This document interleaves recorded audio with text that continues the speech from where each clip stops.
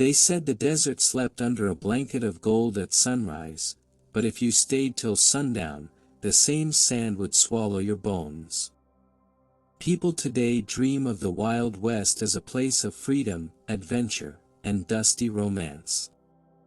But the truth? If you woke up there tomorrow, you'd be lucky to live till nightfall. No clean water. No law after dark. No mercy from man, beast, or sun. This isn't a cowboy fantasy. It's how the West really smelled, sounded, and killed. So close your eyes, and imagine stepping into a morning that could end your life by noon. The stranger who walked out of dust. The year was 1872, somewhere along the empty stretch between Abilene and Fort Dodge. A man stumbled out of the sunrise, wearing a coat that looked like it had been stitched from a storm.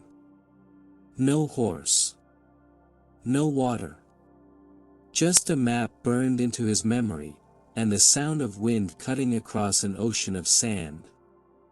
His name was Elias Crow, though few ever used it. In the towns that still remembered his face, he was the man who didn't die when he should have.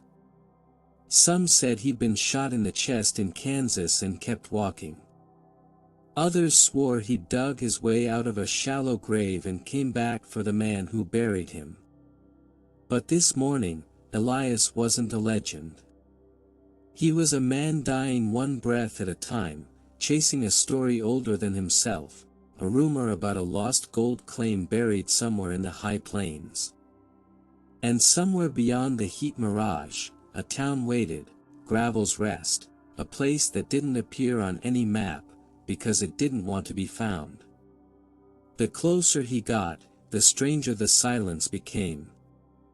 No birds. No Windmill Creek. No wagon trails. Only the faint smell of iron, smoke, and something he couldn't quite name, fear. When he finally reached the town, the sign was hanging upside down. Gravel's Rest, P.O.P. The question marks weren't a joke. Nobody could agree how many people still lived there. Because people went missing faster than they arrived. He stepped into the saloon, its doors sighing like old lungs. Inside, 4 men stared without blinking. No music, no laughter, just the slow scrape of a chair against the floor. "Whiskey," he said. The barkeep poured, but didn't speak. Elias noticed the man's hands, trembling, scarred, and stained red near the fingertips. "Trouble here?" Elias asked. The barkeep's eyes flicked to the window. Outside, the wind carried a sound like crying. Only it wasn't the wind. The barkeep leaned close. "Whatever you're looking for, stranger, don't stay past sundown." Sundown rules of Gravel's Rest. The afternoon sun bled across the town like a wound that wouldn't close. Elias Crow sat by the saloon window, his drink untouched, watching heat shimmer on the empty street.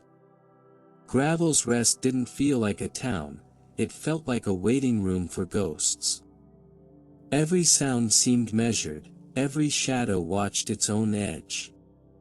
The barkeep still hadn't told him his name. He only spoke when necessary, voice low and dry as sandpaper. "They come at dusk," he finally said, polishing a glass that didn't need it.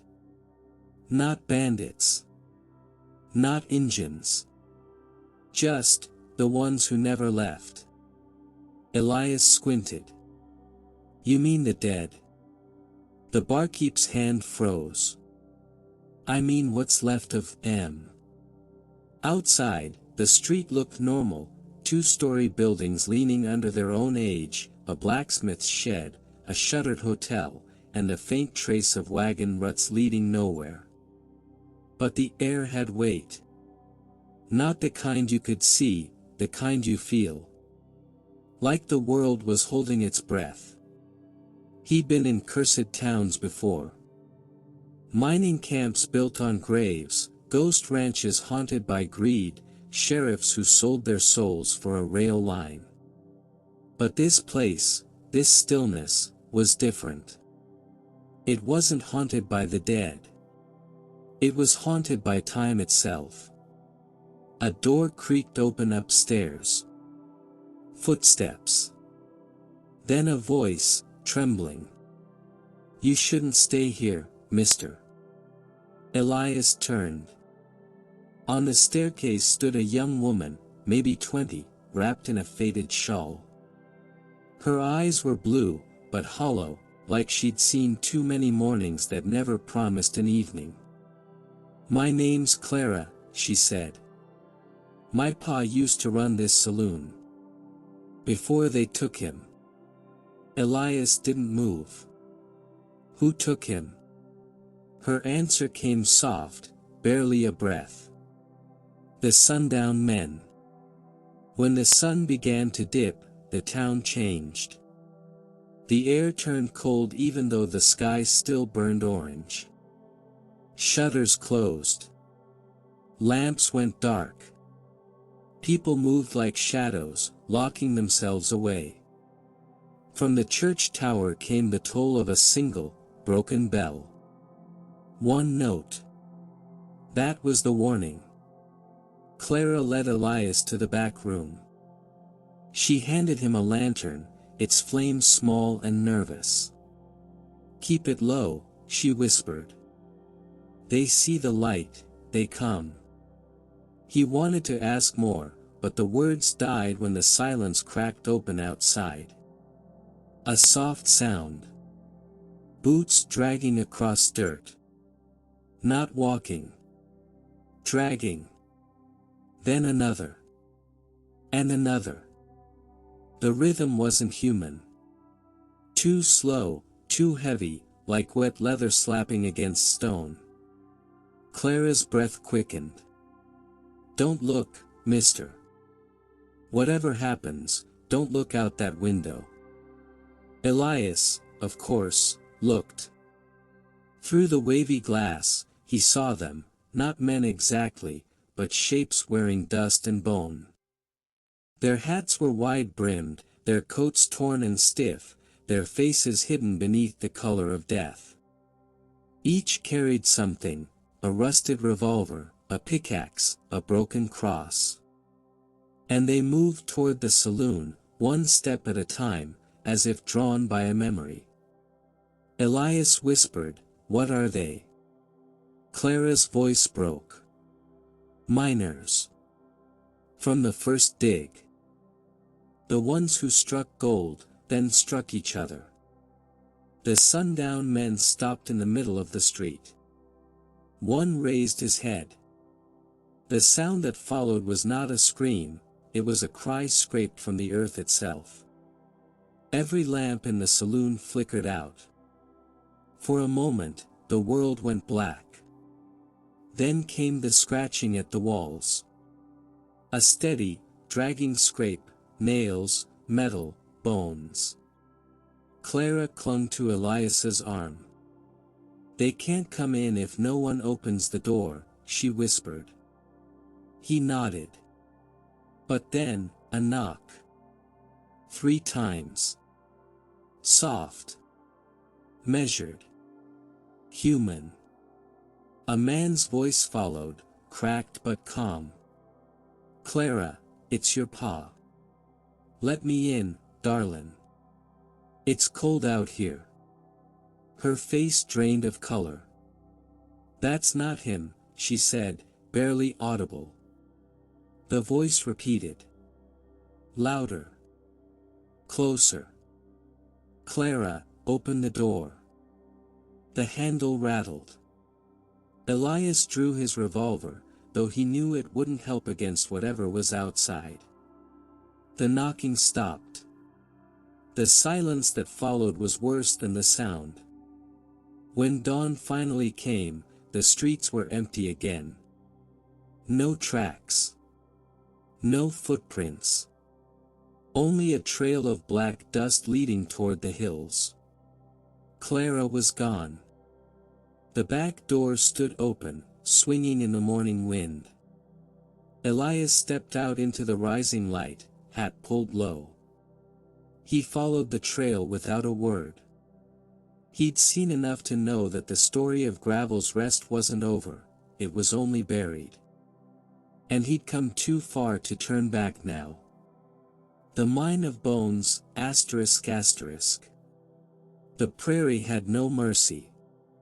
By noon, the sky turned white with heat, the kind that pressed against a man's lungs and made the world shimmer like a mirage.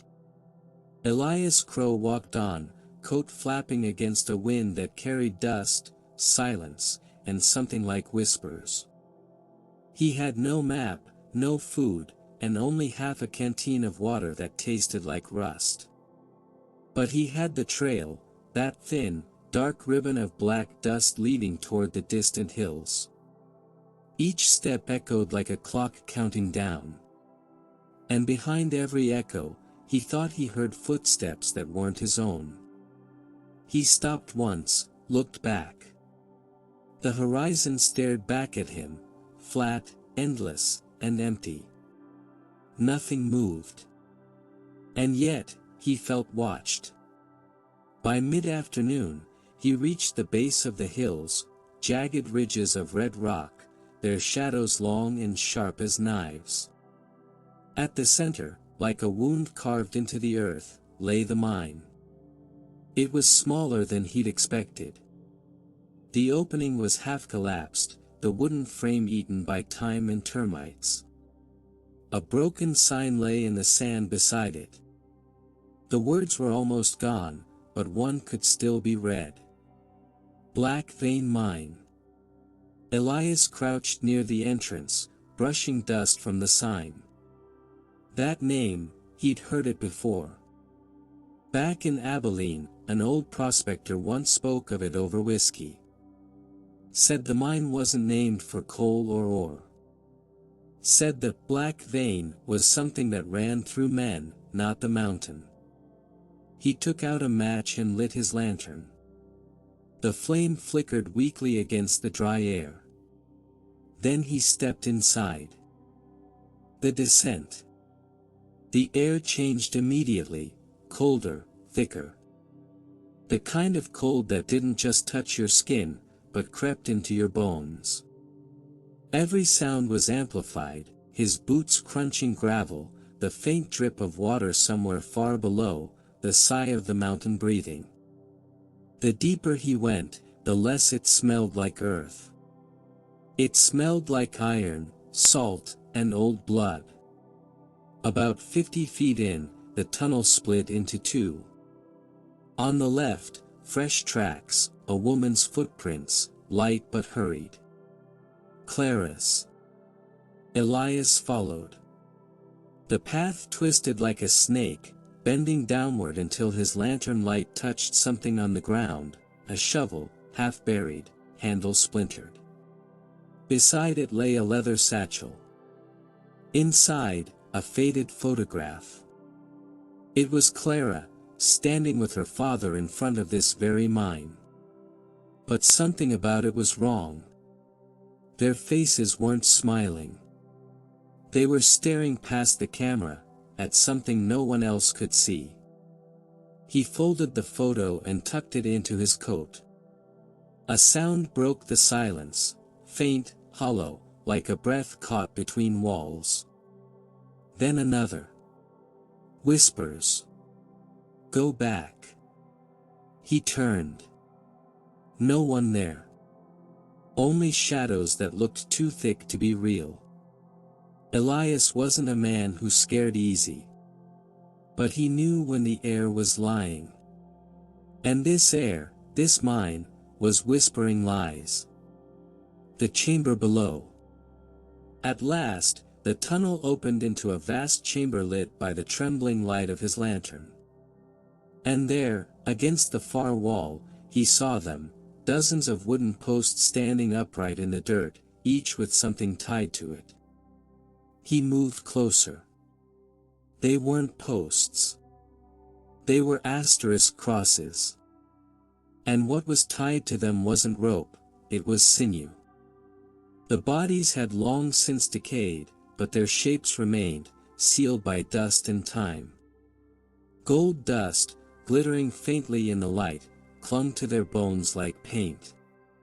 And carved into the stone above them were words, rough and uneven. We took what wasn't ours. Now the earth takes us back. Elias felt his breath catch. This wasn't just a mine. It was a graveyard built by greed.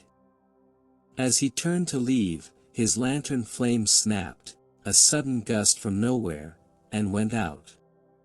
Darkness swallowed everything. Then came the footsteps. Not one pair. Many. Dozens. He could hear them shuffling, scraping the dirt, circling him slowly. Voices whispered from all directions, layered, broken, pleading. Help us. Leave it buried. Tell them we never meant. The darkness pressed tighter. Then a faint glow flickered from the far side of the chamber, blue, cold, unnatural. He followed it, cautious. It led him to a small alcove. And there, sitting against the stone wall, was Clara.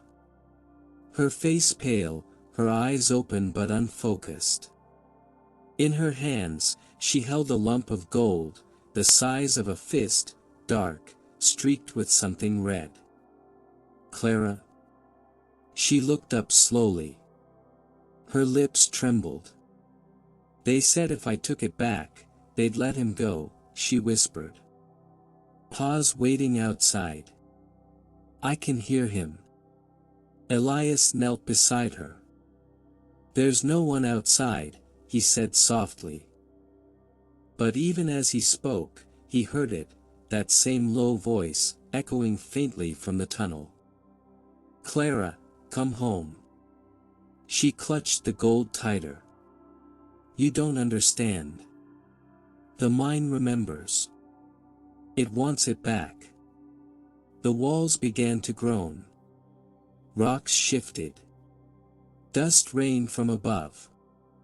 The whispering turned into screams, hundreds of them, overlapping, desperate. Elias grabbed Clara's arm. Drop it. She hesitated. Then the floor cracked open beneath her. For a heartbeat, he caught her hand, felt her nails dig into his skin, and then she was gone. Swallowed by the dark. The mine roared like a living thing. He stumbled backward, light flashing in bursts as the lantern fell and shattered. He ran, choking on dust, the screams chasing him up the tunnel. By the time he reached daylight, the sun had begun to set again. The hills behind him collapsed in a thunder of rock and dust. The mine was gone, buried under its own curse. Elias stood there for a long time, his shadow stretching across the sand. He reached into his coat and found the photograph. The faces were gone now, faded completely, as if the desert had finally erased them. He looked toward the horizon, where the first stars were beginning to appear. Then he whispered to no one. I told you I'd bury your story, Clara. Now the earth has done it for me. He turned and walked toward the fading sun, the last man leaving a town that never truly existed. The desert that breathes, asterisk asterisk. The desert doesn't remember your name. It doesn't care where you came from, what you've done, or what you hope to find. It only knows how to take water, breath, time, until you're nothing but dust it can fold back into itself. Elias Crow learned that on the third day after the mine buried itself. He'd walked north, following the sun's cruel logic, one horizon bleeding into another, each more empty than the last. The sand was the same color as his skin now, burned and cracked. His boots had split at the toes. He carried no lantern anymore, no photograph, no gold. Just the revolver at his side and a canteen that rattled dry. The land stretched for miles, a red sea under a sky that shimmered like glass. Every few hours, he'd pass something half swallowed by the earth. A wagon wheel, a cross made of driftwood, bones that looked too human. Somewhere between the heat and the silence, the world began to change. Not outside, inside. He started hearing things. First, it was whispers, soft and uncertain, like echoes from far behind. Then came footsteps, not real ones, but the kind your mind invents when it's trying to fill the quiet. Then, finally, came voices.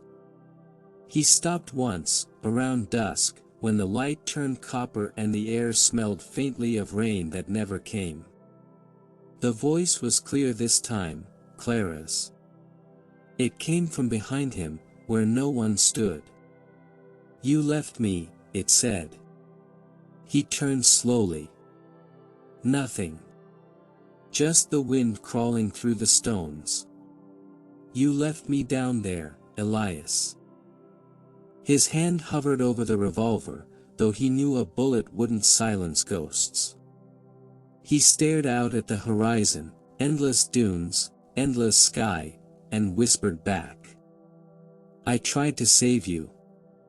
The wind answered with something that sounded like laughter, brittle and hollow. The ghost camp.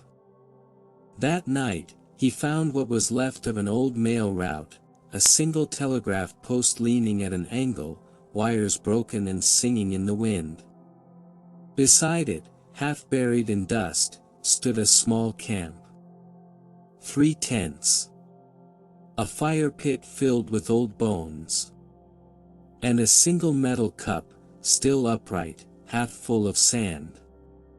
He knelt by the fire pit, tracing the marks left in the dirt. Whoever camped here didn't leave by choice. Their tracks ended in a spiral, like someone dancing or struggling before the wind erased them. He made a small fire from scraps of canvas and tumbleweed. The flames were weak, coughing against the air. As he sat beside them, he noticed shapes carved into the rocks, symbols. Circles, triangles, and what looked like eyes. He'd seen such markings before, in mining towns where the natives warned settlers not to dig too deep. They said the earth wasn't empty, it was alive. And when men cut too deep, the desert began to breathe. He leaned back against the rock, watching the fire die, the stars waking overhead. They looked close enough to touch. He closed his eyes and whispered a prayer, not to God, but to whatever listened out here. "Let the ground keep what it took. Don't let it follow me." The desert answered with a low hum, almost gentle. Then silence. He drifted into a shallow sleep. The mirage. At dawn, the world looked new. The sand glowed like glass. And in the distance, too real, too sharp, Elias saw it, a town. Not Gravel's Rest. Bigger. Alive. He could see the shimmer of rooftops, the faint line of smoke from chimneys, the glitter of sunlight off windows. He smiled for the first time in days. Water, shelter, people, maybe even redemption. He walked faster, heart pounding. But as the heat climbed, the town began to blur. The lines softened, the color bled out, and the air itself trembled. By midday, there was nothing. Just the desert again. Only the wind, whispering. "You can't go back." He fell to his knees. For the first time in years, Elias Crow prayed out loud. "Then take me forward," he said. "Wherever this ends." When he looked up again, something new stood on the horizon, a figure. Tall, motionless. Too far to see clearly. But it wasn't moving with the wind. Elias rose slowly, shading his eyes.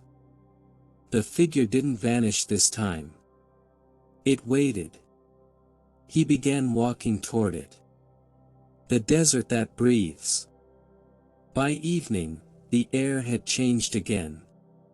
It moved in slow pulses, rising and falling, as if the desert itself had a heartbeat. The sand shifted under his boots, not like wind, like asterisk breathing. When he finally reached the place where the figure stood, there was no one.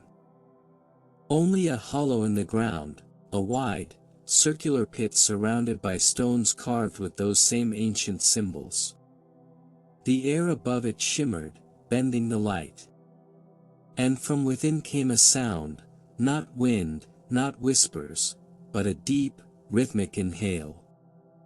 The desert was breathing. Elias stood at the edge, his hat clutched in his hand, staring down into darkness that seemed endless. And in that breath, he heard everything. The cries from the mine, the laughter from the saloon, Clara's voice, the dying wind of Gravel's rest. It wasn't a curse. It was memory. The land remembered everything, every shovel of greed, every scream buried under gold, every drop of blood spilled on its sand. And now it remembered him. The ground trembled. A fissure opened beneath his boots, slow and careful, like a mouth deciding whether to speak or swallow. He took one step back, and saw something glinting in the crack. A coin. Gold. Old. He bent to pick it up. And when his fingers brushed it, the earth exhaled. A wind howled out of the pit, filled with sand and voices. He stumbled, blinded, his hat ripped away, coat flapping like wings.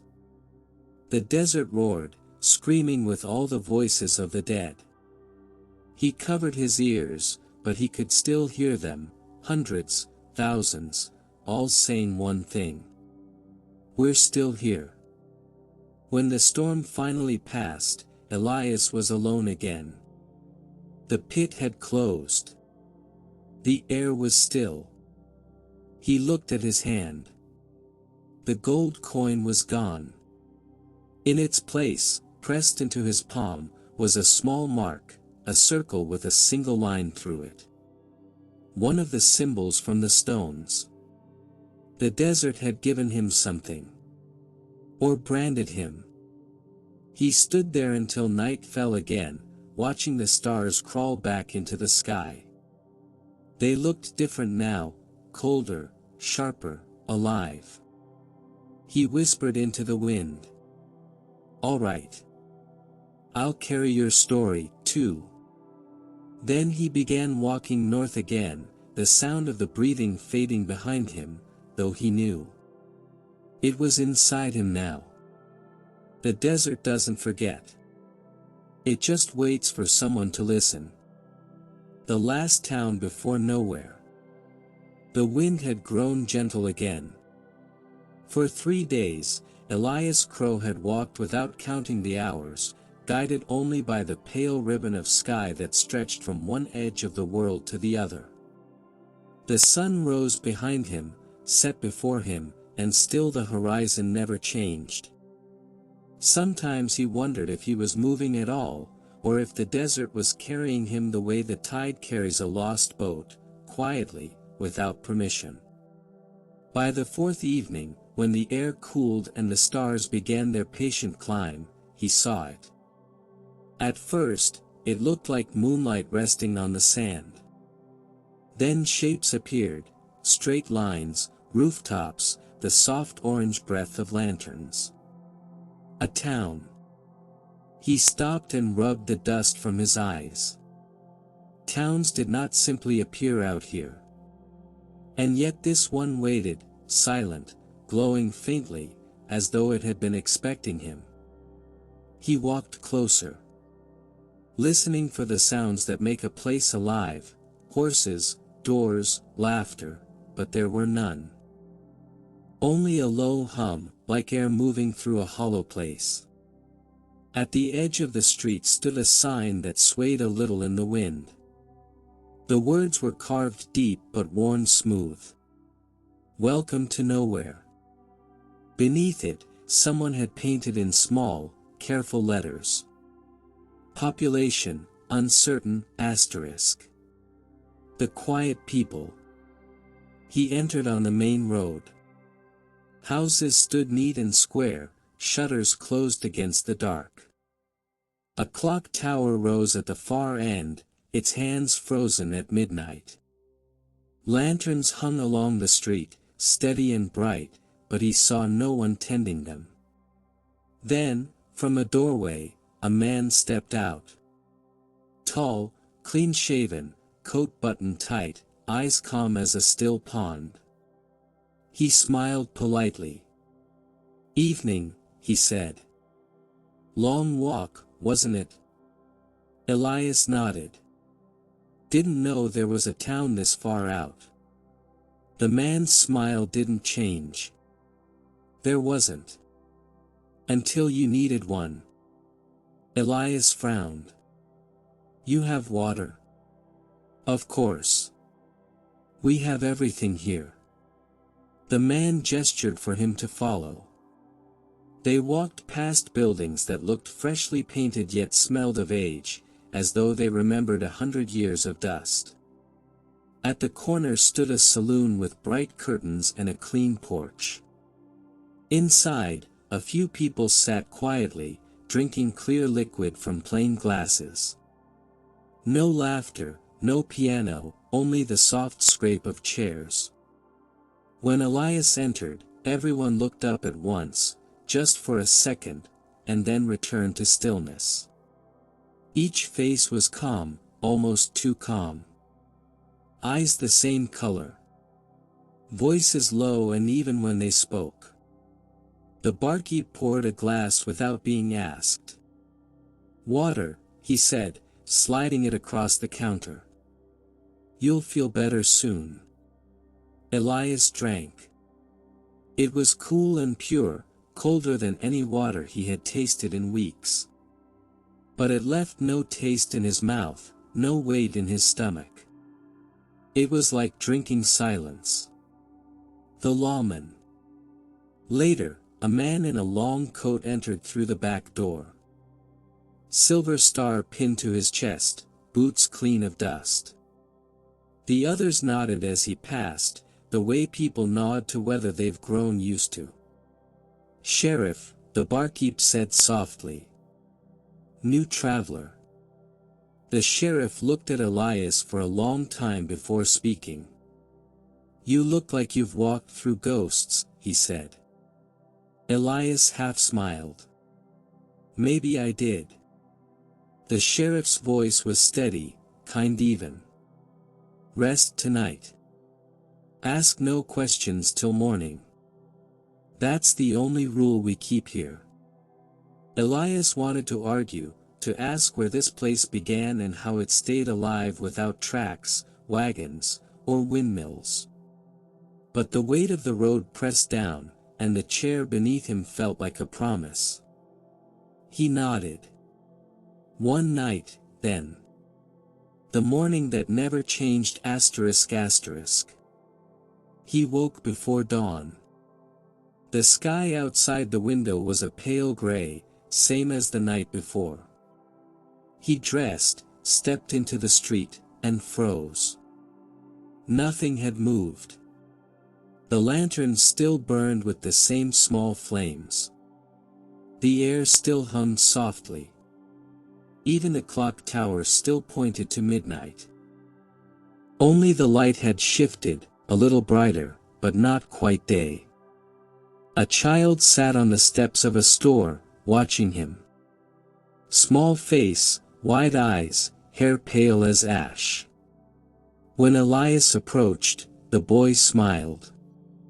"You came from Gravel's Rest," the boy said. Elias stared. "How do you know that name?" The child looked up at the sky. "Everyone comes from somewhere that doesn't exist anymore." He stood and pointed toward the desert beyond the town. "No tracks ever lead here. Only away. But they fade fast." Elias followed his gaze. He could see faint impressions in the sand, boot prints, wagon marks, even a horse trail, stretching out for a short distance before melting into nothing. No beginning. No end. "Where do they go?" Elias asked. The boy tilted his head. "Nowhere goes everywhere. That's why people stay." Before Elias could reply, the boy was gone. No sound of footsteps. Just gone.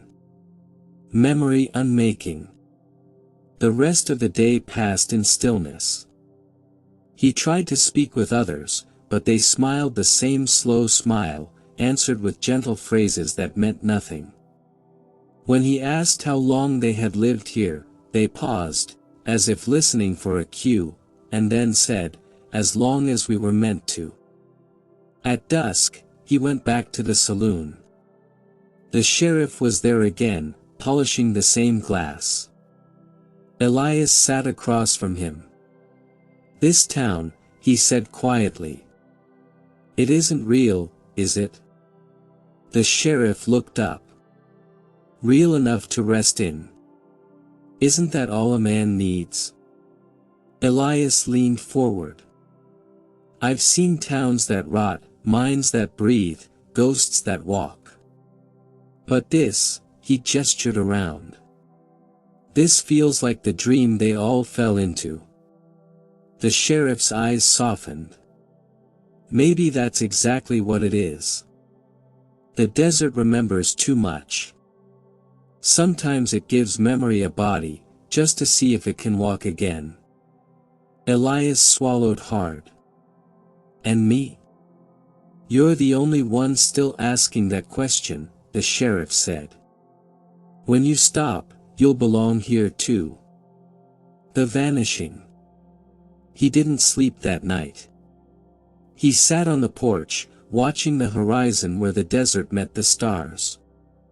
Somewhere out there, the earth was still breathing, still whispering.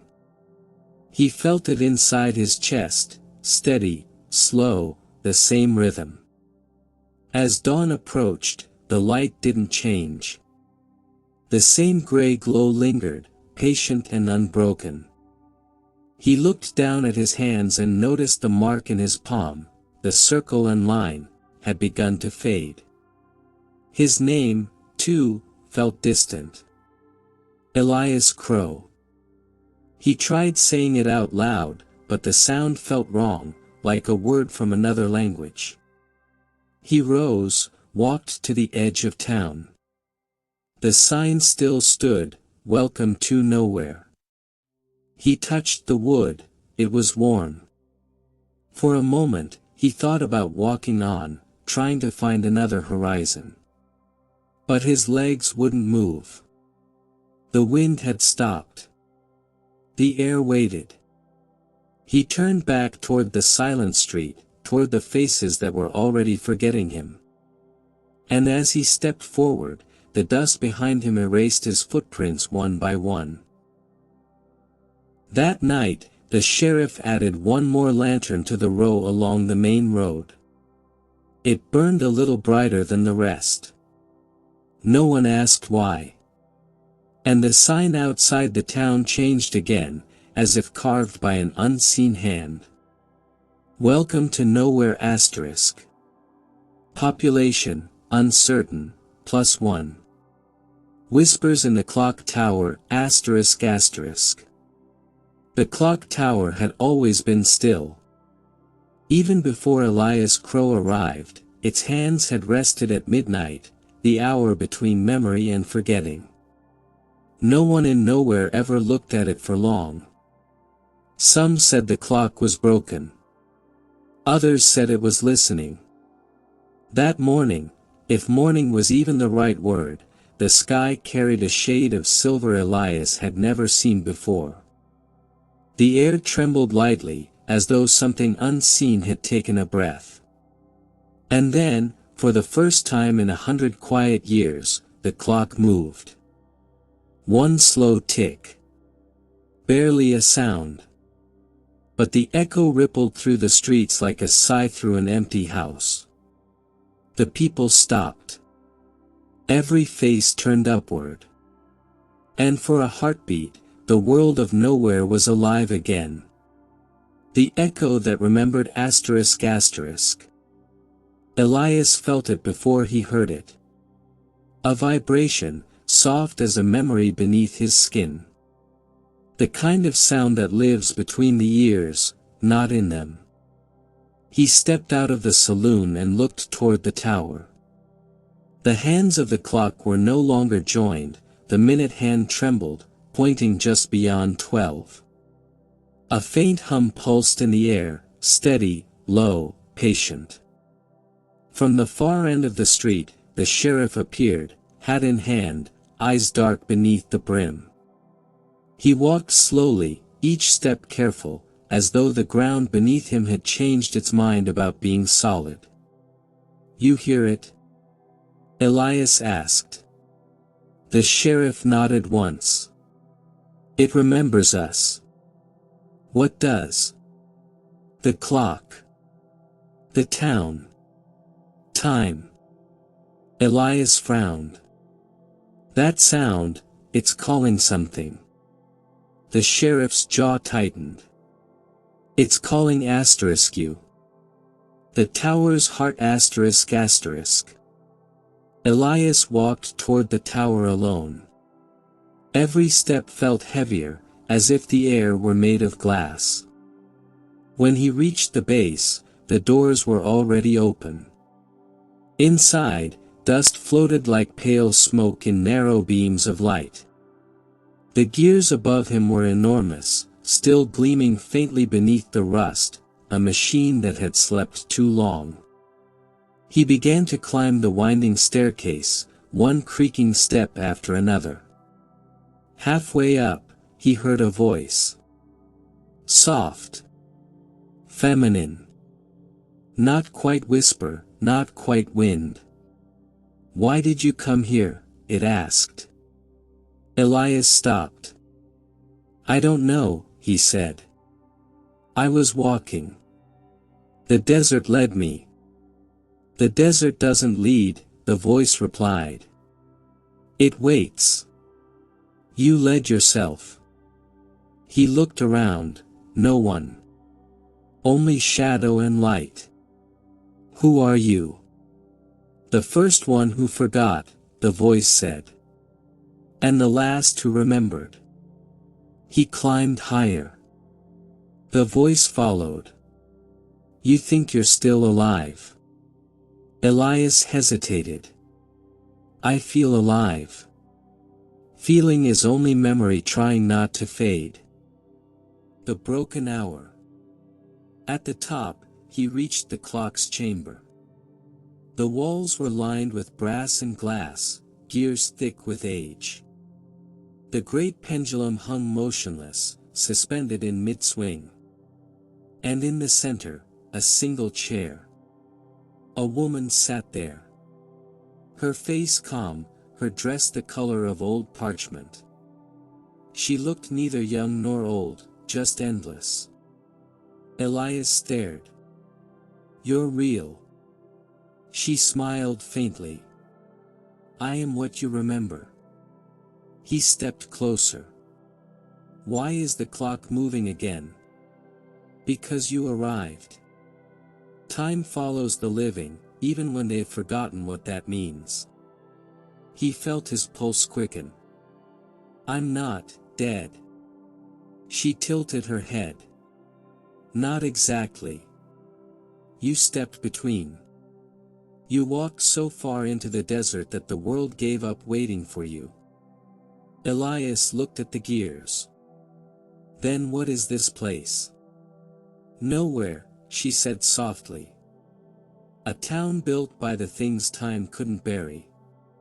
Every traveler here is a heartbeat that refused to stop. She stood, touching the side of the great clock. When it moves, one of us remembers who we were. But memories come with a price. He swallowed. What price? To leave. The choice. She reached into the mechanism and turned a small lever. The clock groaned, a sound like thunder trapped in glass. Below them, the whole town seemed to shudder. You can stay here, she said. Forget the hunger, the pain, the dust. Let nowhere keep you. Or, you can walk again. The desert will open, and you'll remember everything you tried to lose. Elias stared at the horizon through the tower window. It looked endless. It always had. But for the first time, he saw color, faint orange light blooming far away, like the promise of dawn. He took a slow breath. If I leave, will I die? Her voice was a whisper now. You already did. That's what brought you here.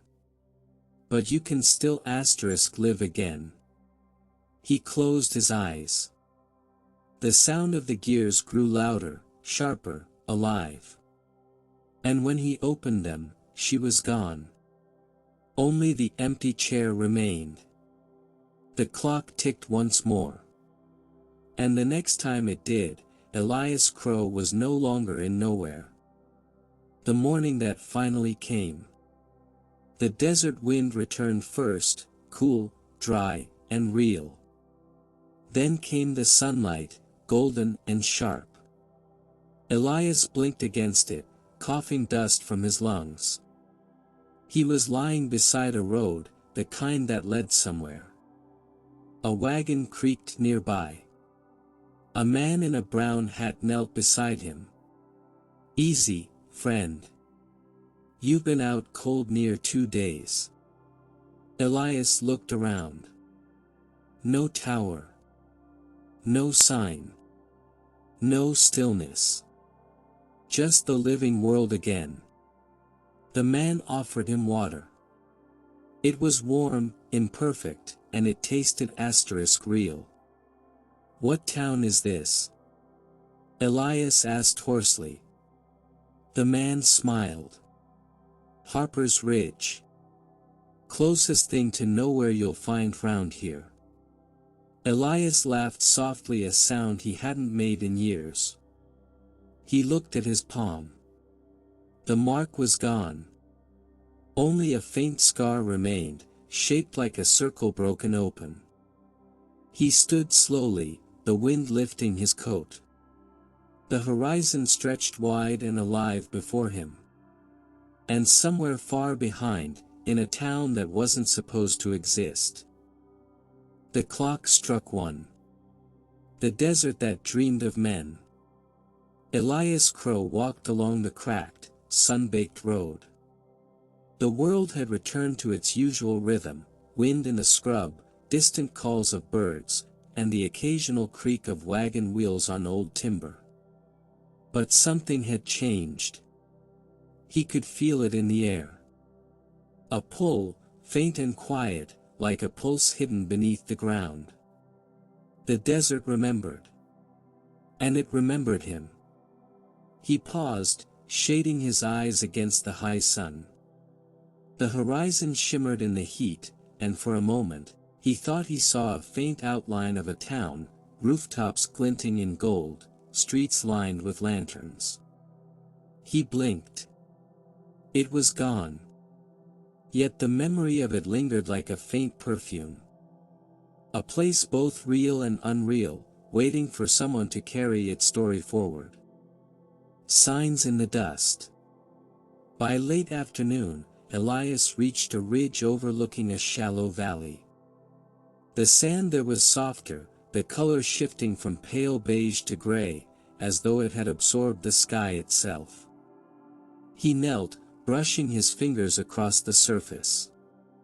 Small marks traced the dirt, impressions almost like footprints, not his, not human, but deliberate. He followed them carefully, feeling a shiver creep up his spine. Every few steps, the wind whispered faint phrases. "You came back. Remember me. The desert never forgets." He spoke aloud, though no one answered. "Clara?" The breeze stirred. Nothing, but the sound lingered in his chest. The footprints ended abruptly at the base of a jagged rock. Elias examined them closely. Tiny symbols were etched into the sand, circles, lines, and triangles, the same marks he had seen in Gravel's Rest, in the Mine of Bones, and in Nowhere. It was as though the desert had left a message for him alone. The stranger in the shade. He continued, weary, letting the sun's slow march guide him westward. By evening, the heat had softened to a gentle warmth, the color of old bronze. A lone figure appeared ahead, a man sitting in the shade of a rock, hat pulled low. Elias approached cautiously. "Evening," he called. The man lifted his head. Eyes the same dull gray as dust. No features seemed alive, yet his gaze felt penetrating. "You've walked far," the man said softly. Elias frowned. "Who are you?" "No one," he replied. "I am a memory the desert keeps, like a bookmark in a book that refuses to close."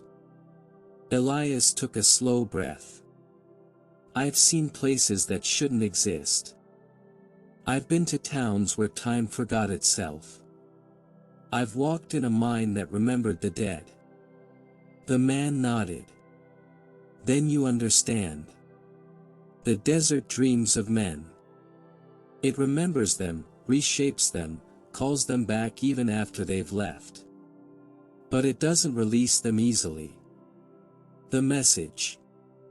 As darkness fell, Elias noticed something new, a line traced in the sand, long and winding, like someone had drawn it with a stick. He knelt and followed it. It spelled a single word. "Look." He looked up. The stars were different here, brighter, sharper, each one a pinprick against the vast black dome. And beneath them, faint shapes glimmered on the horizon. A town? A memory? Or something else entirely? He squinted and realized it was neither. It was a pattern. Streets, alleys, lanterns, all etched in the sand by the desert itself. It was a map, and it led to something. The Whispering Night. That night, Elias camped beneath a lone mesquite tree. The fire he lit cast long shadows across the valley, dancing like living things. And in the darkness, the desert began to speak. Not words, not sentences, only soft, insistent hums that rose and fell in time with his heartbeat. Shapes shifted in the firelight, towns, mines, people, streets, all fading into dust as quickly as they appeared. He realized the desert wasn't simply recalling memory. It was creating it. Every thought, every fear, every longing he carried was taking form. A breeze brushed his cheek, faintly warm, almost human. It whispered one phrase.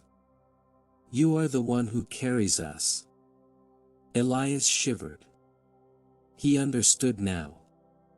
All of Nowhere, Gravel's Rest, the Mine of Bones, it wasn't just behind him. It was within him. He carried the desert's memory in his body, in his mind, in his very steps.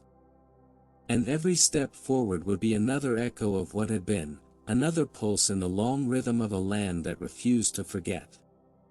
The decision. He sat beneath the mesquite tree, looking at the faint shapes in the valley. The desert was patient, infinite, alive. He could follow the map, step into another memory, another town that never truly existed. Or he could turn back, walk away, and let it fade again. He reached into his coat and touched the scar in his palm, the circle broken open, a mark of both survival and curse. He closed his eyes, listening to the whispering night. The desert waited. The desert dreamed. And he, at last, understood his purpose. Elias Crow rose. He began to walk. The desert exhaled, carrying him forward. Echoes in the sand. Elias Crow walked on. The desert stretched endlessly, pale and silent beneath the fading sun. Every grain of sand seemed to hum with life, every ridge whispered history too old to speak aloud. The map the desert had drawn beneath the mesquite tree was faint but clear in his mind. He followed it without question, each step feeling heavier and lighter at the same time, a rhythm only the land could create.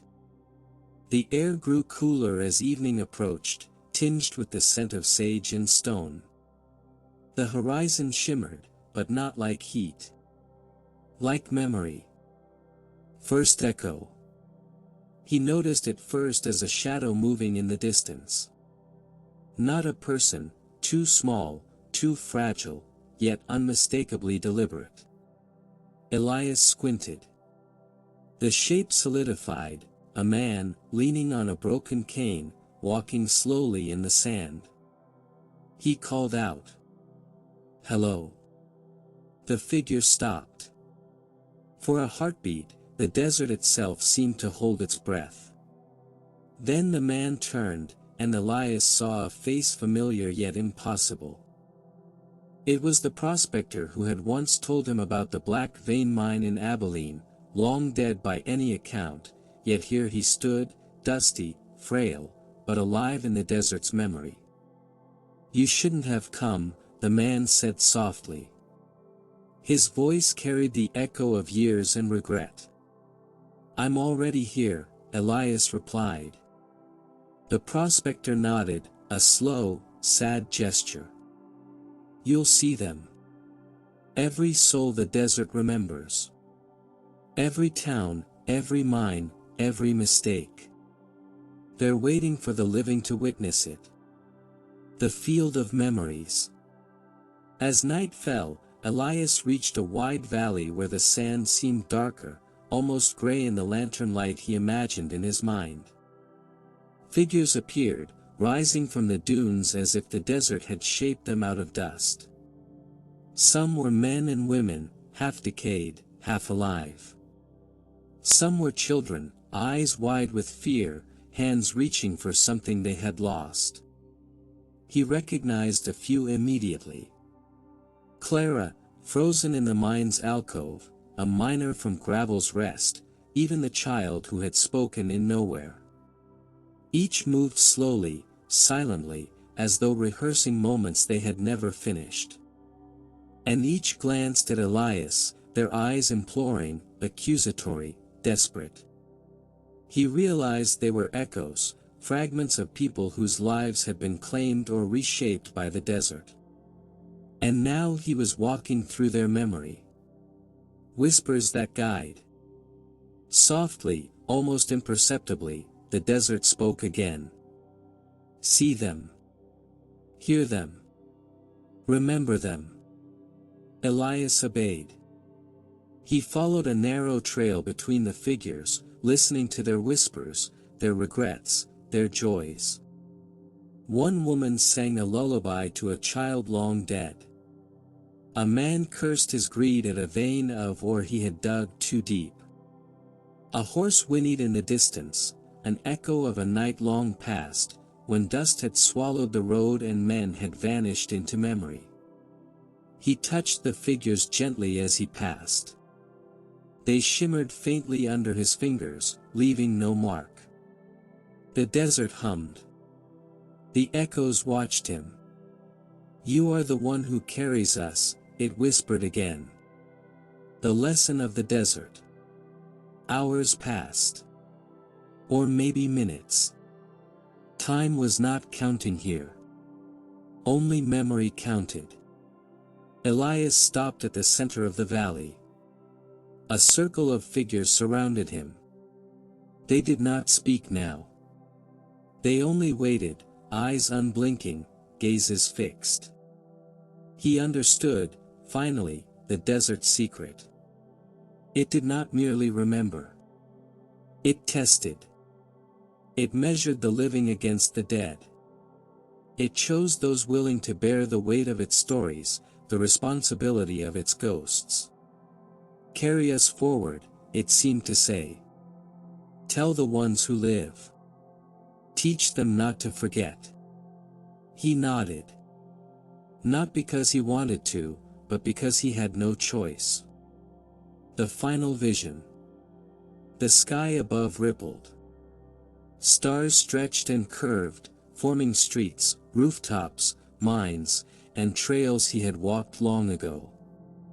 The desert became a mirror, showing the full expanse of memory it held, every town that had been swallowed, every face that had vanished, every heartbeat trapped in sand. Elias felt dizzy, as if he could fall into the vision and never return. But he kept walking, tracing the shapes, following the echoes of those who had come before. And then, ahead, he saw it, a faint light glowing where the horizon met the sand, a place he had never walked but somehow remembered. A path. A door. A promise. The desert breathed around him. Its voice no longer whispers, but steady, guiding, alive. "Go forward," it said. "Carry them. Walk where the living cannot. See what must be seen." Elias Crow stepped toward the light. The echoes followed silently. And in that moment, he knew the desert would never let him go. But perhaps, he thought, he didn't want it to. He walked deeper into the sand, into memory, into legend. The mirage of forgotten men. Elias Crow walked alone through the dunes, the soft wind brushing against his face like the sigh of an old friend. The desert seemed to hum beneath his boots, carrying whispers of men and women who had long since vanished, their lives etched into sand and memory. Hours, or perhaps days, passed. Time no longer mattered. The horizon shimmered faintly, and there, rising from the heat, was a town. Not nowhere. Not Gravel's Rest. Something older. Something almost impossibly quiet. A mirage? Perhaps. Yet the details were too precise. Rooftops dented by wind, windows dim but reflecting light, doors slightly ajar. Elias slowed. His shadow stretched long across the sand. The town seemed empty, yet he could feel eyes upon him. The streets of memory. He stepped onto the first street. The sand beneath his boots was smooth, almost polished. Footsteps echoed softly, not his own.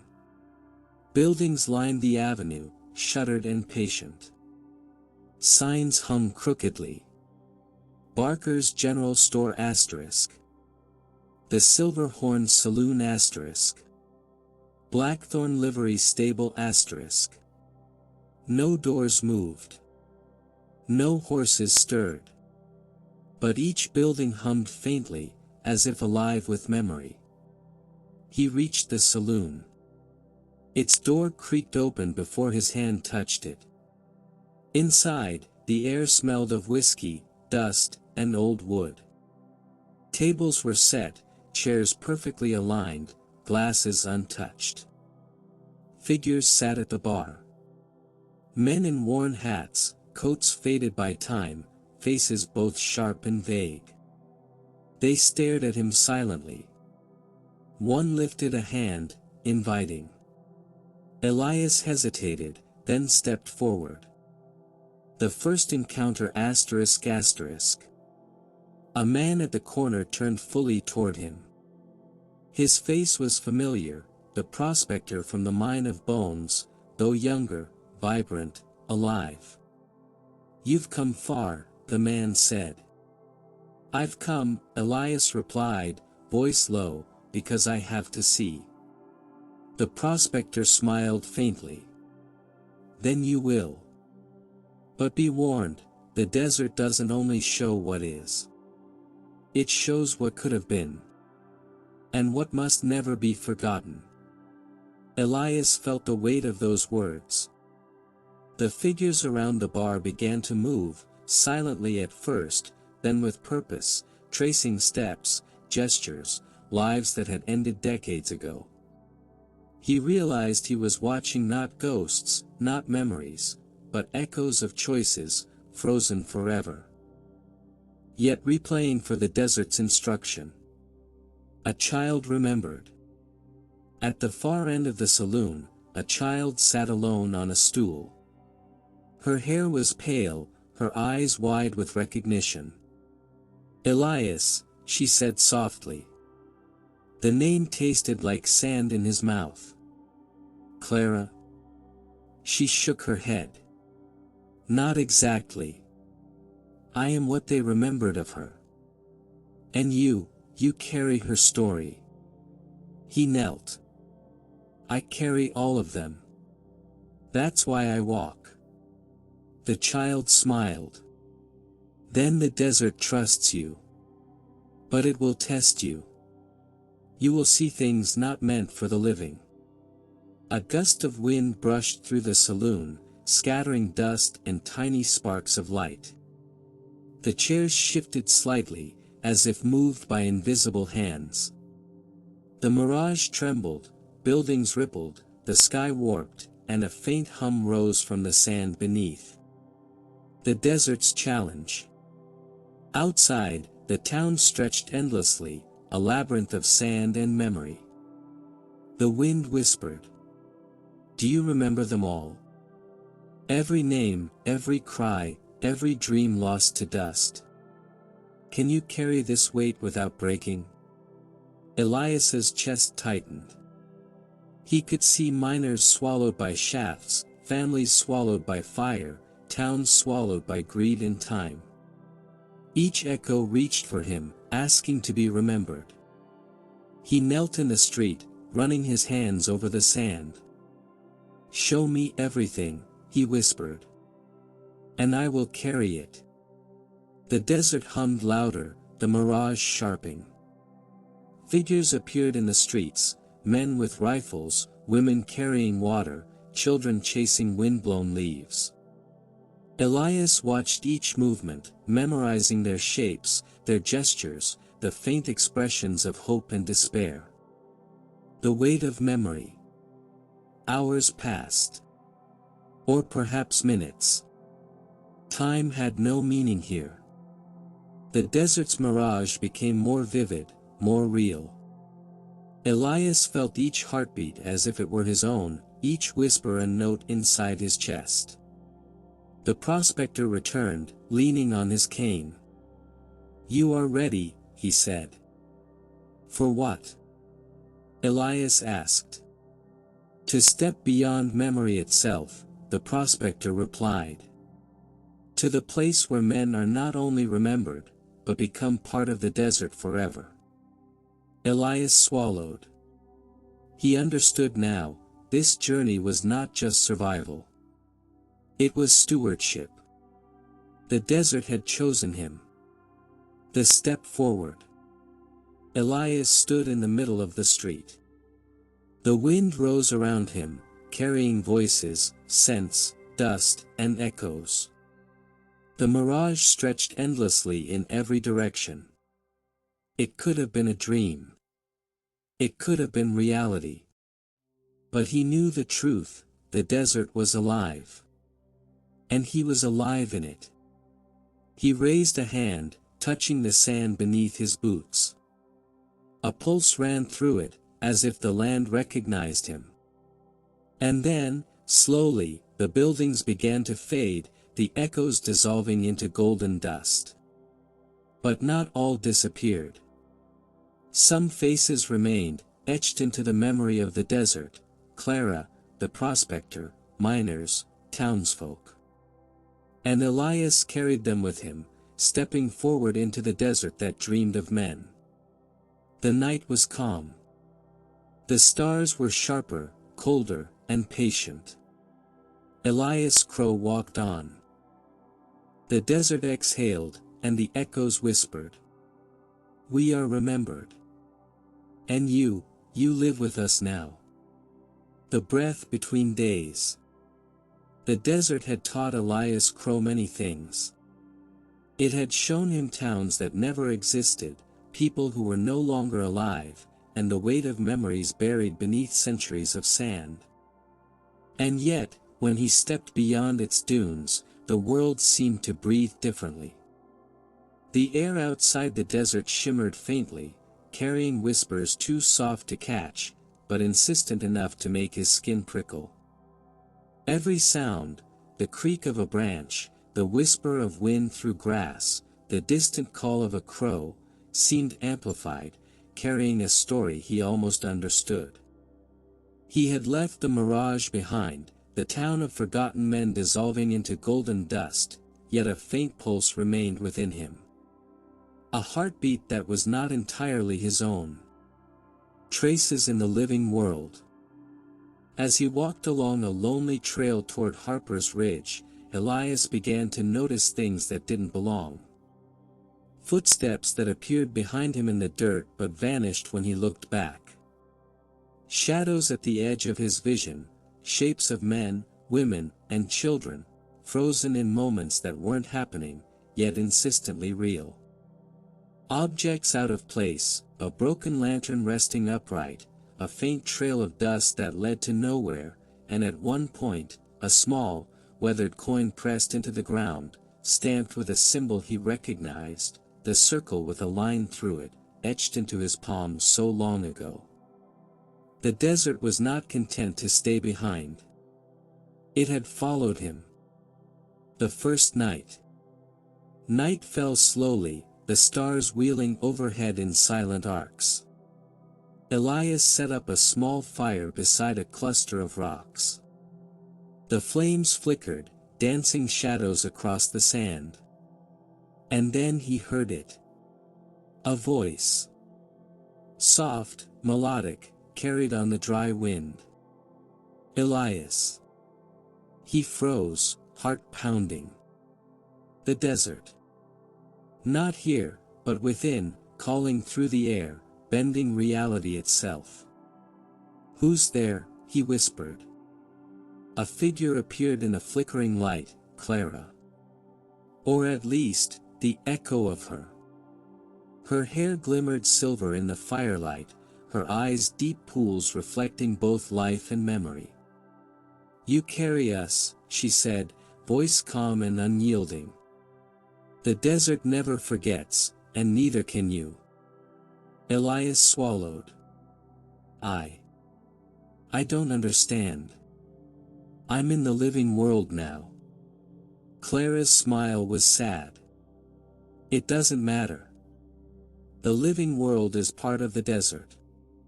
And the desert remembers all. The blending of worlds." Over the following days, Elias noticed more signs. A wagon wheel appeared upright in a field, buried halfway in sand, as though a storm had moved it here from another time. Children's laughter echoed across the plains at dusk, but no children were present. A small town lay hidden in a valley, perfectly intact, yet completely abandoned. He could feel the pulse of memory in every stone, every ridge, every whisper of wind. He realized that the desert had begun to seep into the world of the living, creating moments where memory and reality overlapped. And he, Elias Crow, was the conduit. A message written in dust. One evening, after a long walk beneath a sky heavy with stars, he stopped on a ridge overlooking a plain.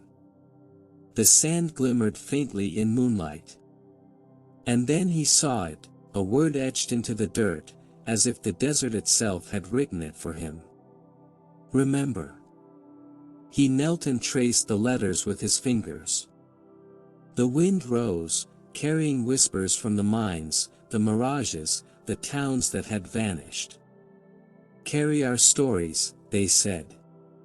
Do not let us fade again. Elias closed his eyes. The weight of centuries pressed against his chest. And he understood fully, this was no longer a journey of survival. It was a responsibility. The desert, the towns, the people, past, present, and imagined, all rested upon him. He was the living bridge between memory and the world that continued to turn, indifferent to time. A promise to the desert. That night, Elias lay beneath the stars, listening to the desert breathing in the distance. The wind whispered, carrying the echoes of nowhere, gravel's rest, and the mirage of forgotten men. And he made a silent vow. To carry their stories. To walk their paths. To remember, so that memory would not die. The desert exhaled, steady and patient. And for the first time, Elias felt something akin to peace. He would walk, and the echoes would walk with him. He would live, and the memories would not fade. The line between legend and reality blurred. The desert had breathed its truth into him. And he had accepted it. The dunes that remember, asterisk asterisk. The desert was never still. Even when the wind slept, it remembered. It held the weight of centuries in every grain of sand, every ripple along a dune, every shadow cast at sunset. Elias Crow had learned this slowly, painfully, and with a strange reverence. Each step he took carried him deeper into the land's memory. And now, as the sun hovered low above the horizon, he realized the desert had begun to watch him, not as a stranger, but as a keeper. Whispers in the dunes asterisk asterisk. He walked along a ridge, toes sinking into the sand. The wind stirred softly, carrying voices he had come to know well, echoes of towns, mines, and faces that no longer belonged to the living. Remember us. See what we saw. Do not let time erase us. The words were not loud, but they pressed against his chest. Elias stopped, closed his eyes, and let them wash over him. The dunes began to shift, not with the wind, but with memory itself. Shapes emerged from the sand, a mine collapsed centuries ago, a town buried by fire, children running toward a horizon that had vanished long ago. He could feel each heartbeat, each story, each sorrow, and it all belonged to him now. The travelers appear. As twilight deepened, Elias noticed figures in the distance, moving slowly between the dunes. They were men and women, travelers of the past, their clothes tattered, eyes wide with fear or wonder. Some were alive, some mere echoes, and some uncertain, suspended between the two. One man approached him, leaning on a cane, eyes sharp and curious. "You're real," the man said, though his voice carried a distant echo. Elias nodded. "I've seen enough to know what's real is complicated." The man smiled faintly. "You carry the memory. The desert tests those it trusts. You've survived, but will you endure?" Elias looked beyond him. The dunes seemed endless. Figures shifted in the fading light, each step he took awakening memories, stirring echoes, blurring lines between the living and the past. The first challenge. The desert had a way of testing him. He reached a wide valley, the sand darker here, almost black under the rising moonlight. Suddenly, the sand rippled, forming obstacles, cliffs that weren't there before, ridges that rose impossibly, paths that disappeared under his feet. The whispers became clearer, urgent. Do you remember your steps? Do you know where you've been? Can you walk without losing yourself? Elias felt sweat prickling his brow. Each step demanded concentration, each heartbeat a question. One false move, one forgotten memory, and the desert could erase him, folding him into its dunes as it had done with countless others. But he walked on. Slow, deliberate, steady. The echoes moved with him, guiding, testing, reminding. Visions of the lost. At the valley's center, a mirage appeared, a town half buried in sand, yet alive with people moving silently. He saw miners digging through ruins, women carrying buckets of water, children playing near broken wagons. He recognized some faces, the prospector, Clara, echoes of towns long erased. Yet others were unfamiliar, strangers whose lives had been swallowed by time, waiting for someone to remember. Elias stepped forward. The sand trembled beneath his boots. He knelt and traced the footprints of the lost with his fingers. Each impression told a story, a life compressed into a moment, frozen in memory.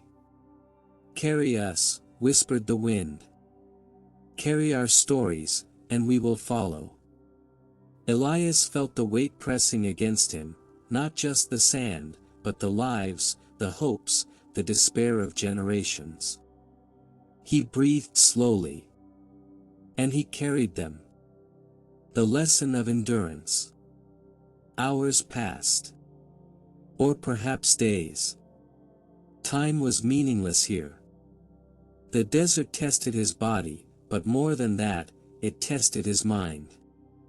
Could he remember every story? Could he honor every echo? Could he survive without losing himself? He walked through dunes that remembered storms, rivers that had long dried, towns swallowed by dust. He walked past the ghosts of battles, fires, and vanished families. And through it all, he remembered.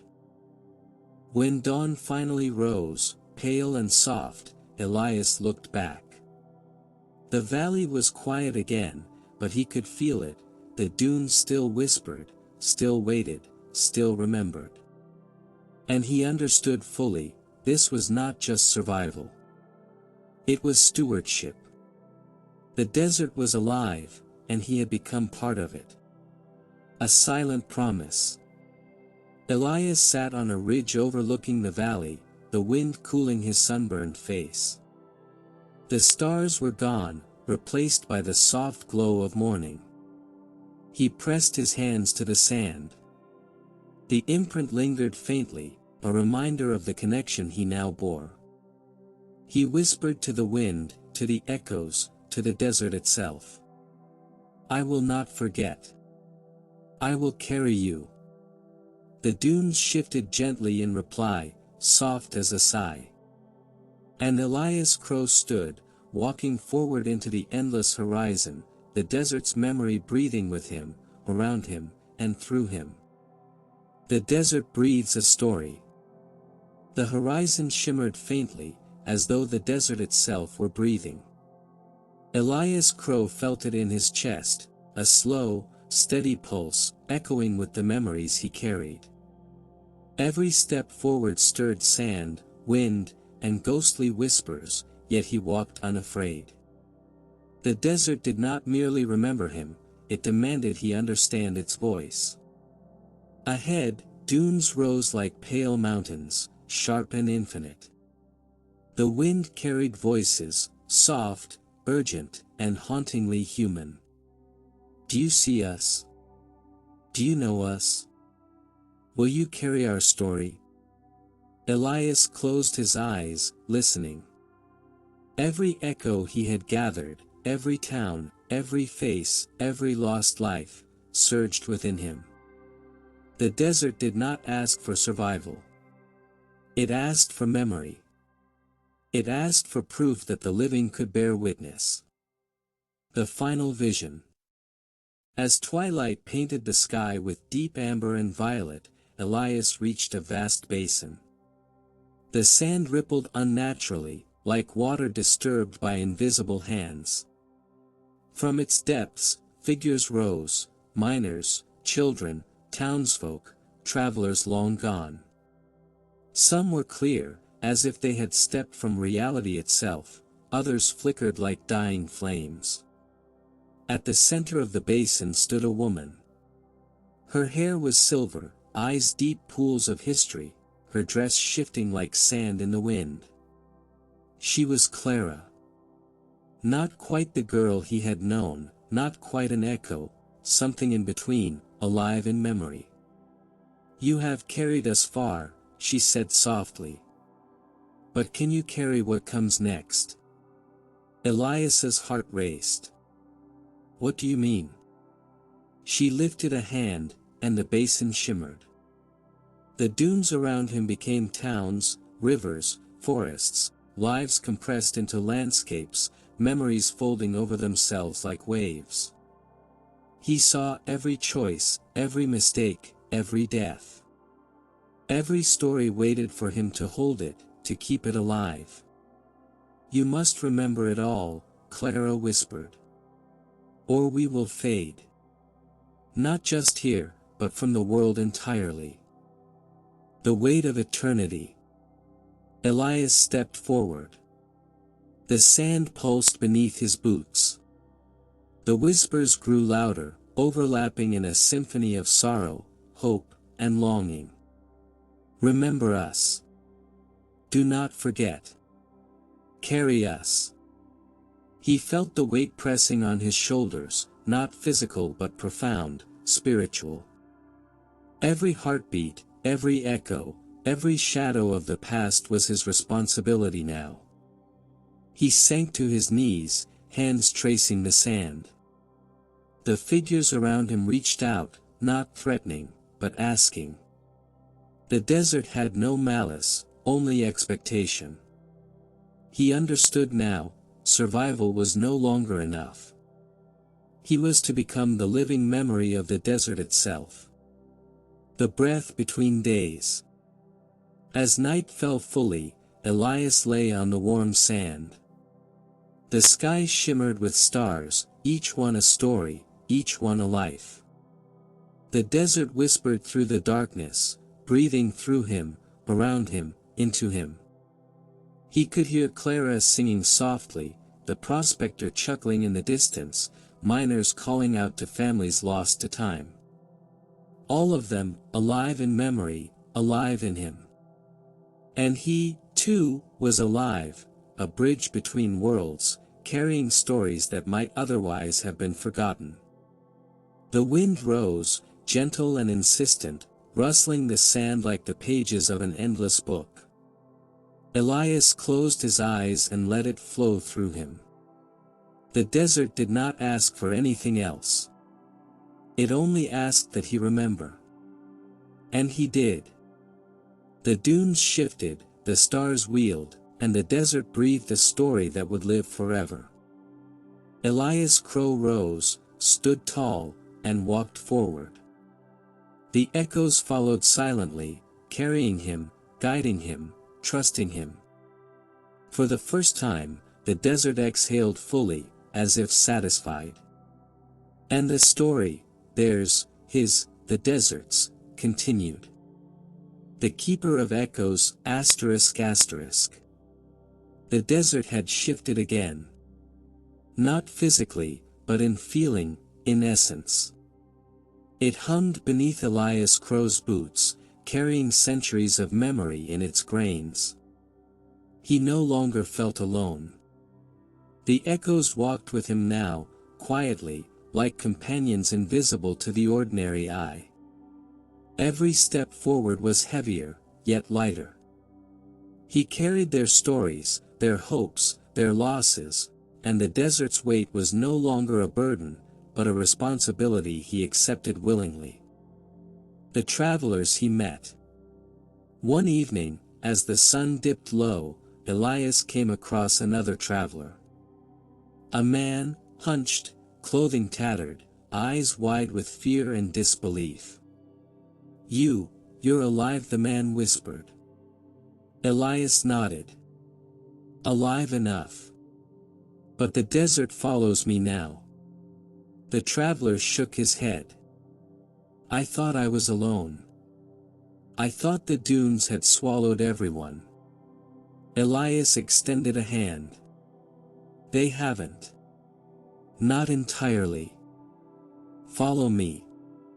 And so the man joined him, silently at first, then speaking in murmurs about the lives he had lost, towns he had known, and the strange pull that had led him to this very ridge. The desert hummed around them, approving yet testing. It whispered lessons, patience, endurance, attention to detail, remembrance. Each traveler who came was another thread in the tapestry Elias was weaving. The first test. As night fell, the dunes rose taller, sharper, more formidable than ever. The sand shifted unpredictably. Figures appeared, some alive, some echoes, some suspended between life and memory. They did not speak. They did not move. They merely watched. Elias felt a twinge of fear. He had walked far, but the desert was not yet done testing him. The traveler beside him whispered, "They judge your memory. Your endurance. Your ability to carry them without faltering." Elias nodded, understanding. He stepped forward deliberately, eyes scanning the sand, recognizing faces, recalling names, recounting stories silently with each step. The dunes trembled, then softened, acknowledging his determination. The keeper's realization. Hours passed, or perhaps moments, time flowed differently here. Elias finally understood the true depth of his role. He was not merely a survivor. He was a witness. A storyteller. A keeper. Every echo he carried, every memory he preserved, was proof that the desert's history, the lives lost, the towns buried, the mistakes repeated, would not vanish entirely. He could walk the dunes indefinitely, collecting stories, guiding the living and the echoes alike, shaping the memory of the desert for all who would listen. And he did so willingly. The desert's final affirmation. By dawn, the desert fell silent. The dunes shimmered in soft gold, the echoes moving quietly among the ridges. The traveler beside him turned, eyes wide with awe. I can feel them. All of them. You've carried us." Elias smiled faintly. "We carry each other. That is the desert's way." The wind rose gently, lifting sand into the air, whispering softly. "You are the keeper of echoes. You remember. You preserve. You walk between worlds." And for the first time, Elias felt a sense of completion, not finality, but understanding. The desert would never let him go entirely. But he would not want it to. He raised his hands, letting the wind brush against him, letting the echoes swirl around his feet. He had embraced his role, accepted the weight, and become one with the stories, one with the land that refused to forget. The journey continues. Elias Crow walked onward, the traveler beside him, the echoes surrounding them. The dunes stretched endlessly, and yet he no longer feared them. He carried every town, every face, every heartbeat of the desert within him. And he knew that no matter how far he walked, or how long the journey lasted, he would never walk alone. The desert breathed, the echoes whispered, and Elias, the keeper of echoes, moved forward. The desert's last story. The desert stretched endlessly, golden in the dawn light. Elias Crow felt its pulse beneath his boots, steady, patient, and unyielding. The echoes walked around him silently, a sea of memories shimmering faintly like dust in sunlight. Today, he knew, the desert had prepared its final story. A story not merely of towns, of people, or of past tragedies, but of the land itself, alive, remembering, and unwilling to be forgotten. The horizon shifts. As he walked along a ridge, the air shimmered unnaturally. The dunes ahead rose impossibly high, shifting like waves. The sand beneath his feet seemed to pulse with life. He felt a presence. Not a whisper, not a murmur, but a weight pressing into his mind, testing him, questioning him. The desert was speaking directly. Do you remember? Do you honor what has been? Will you carry this story beyond the dunes? Elias swallowed. I will. The horizon rippled, and suddenly the desert transformed. Towns rose from the sand, gravel's rest, nowhere, the mine of bones, and others he had walked among. They shimmered with memory, vibrant and alive, yet fragile. The echoes of those lost filled the streets, frozen mid-gesture, awaiting acknowledgement. The final vision. A figure emerged at the center of the largest town. It was a man, tall, wearing a long coat, eyes shadowed by the brim of a hat. Elias recognized him immediately, not alive, not gone, but the embodiment of the desert stories, the first traveler, the one who had vanished long ago and become legend. You have come far, the figure said. But do you understand the weight of memory? Elias nodded. I carry it all.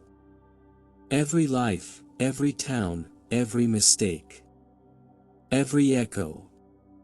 The figure tilted his head. And yet, can you endure what comes next? The test of endurance. The ground beneath Elias trembled. Sand swirled into towering spirals, forming stairways of dust, bridges of memory suspended between dunes. Figures appeared, men, women, and children, alive, echoes, and everything in between. They moved closer, faces expectant, voices urgent. The desert pulsed with approval. The spiraling stairways of sand stabilized. The bridges of memory held firm. He was no longer merely walking through the desert. He had become part of it. A living archive, a keeper of echoes, a bridge between past and present. Remember us. Do not let us fade. Carry our stories. Elias took a deep breath. He closed his eyes. And in that moment, he remembered everything. The deserts he had walked. The towns swallowed by sand. The faces of Clara, the prospector, the miners, and the lost travelers. Every echo, every whisper, every heartbeat. The desert breathes. The horizon softened. The town shimmered, then faded into dust, leaving only the dunes. The wind carried a final whisper. You remember. You endure. You walk between worlds. The stories live, because you live. Elias opened his eyes. The desert was quiet. The echoes surrounded him, not asking, not pleading, merely existing, complete, honored, remembered. He smiled faintly, feeling the weight of centuries rest lightly upon his shoulders. He had survived the desert, but more importantly, he had carried it forward. Its stories, its people, its memory, all would live, etched into his very being. The sun rose higher, illuminating dunes that seemed ordinary to any passerby. But Elias knew better. Each grain of sand was alive with memory. Each whisper of wind carried centuries of life. And he walked on, the keeper of echoes, knowing the desert had entrusted him with its last story. The echoes walk with me, asterisk asterisk. The sun hung low over the desert, casting long shadows across the rippling dunes. Elias Crow walked steadily, feeling the soft pulse of the sand beneath his boots. The echoes moved with him now, silently, patiently, as if woven into the very fabric of his being. Every step carried the weight of centuries, lives lived and lost, towns swallowed by dust, and stories almost forgotten. He no longer walked alone. Every glance at the horizon, every sound of wind through sagebrush, every flicker of light across the dunes reminded him, the desert had chosen him, and he had chosen to carry it forward.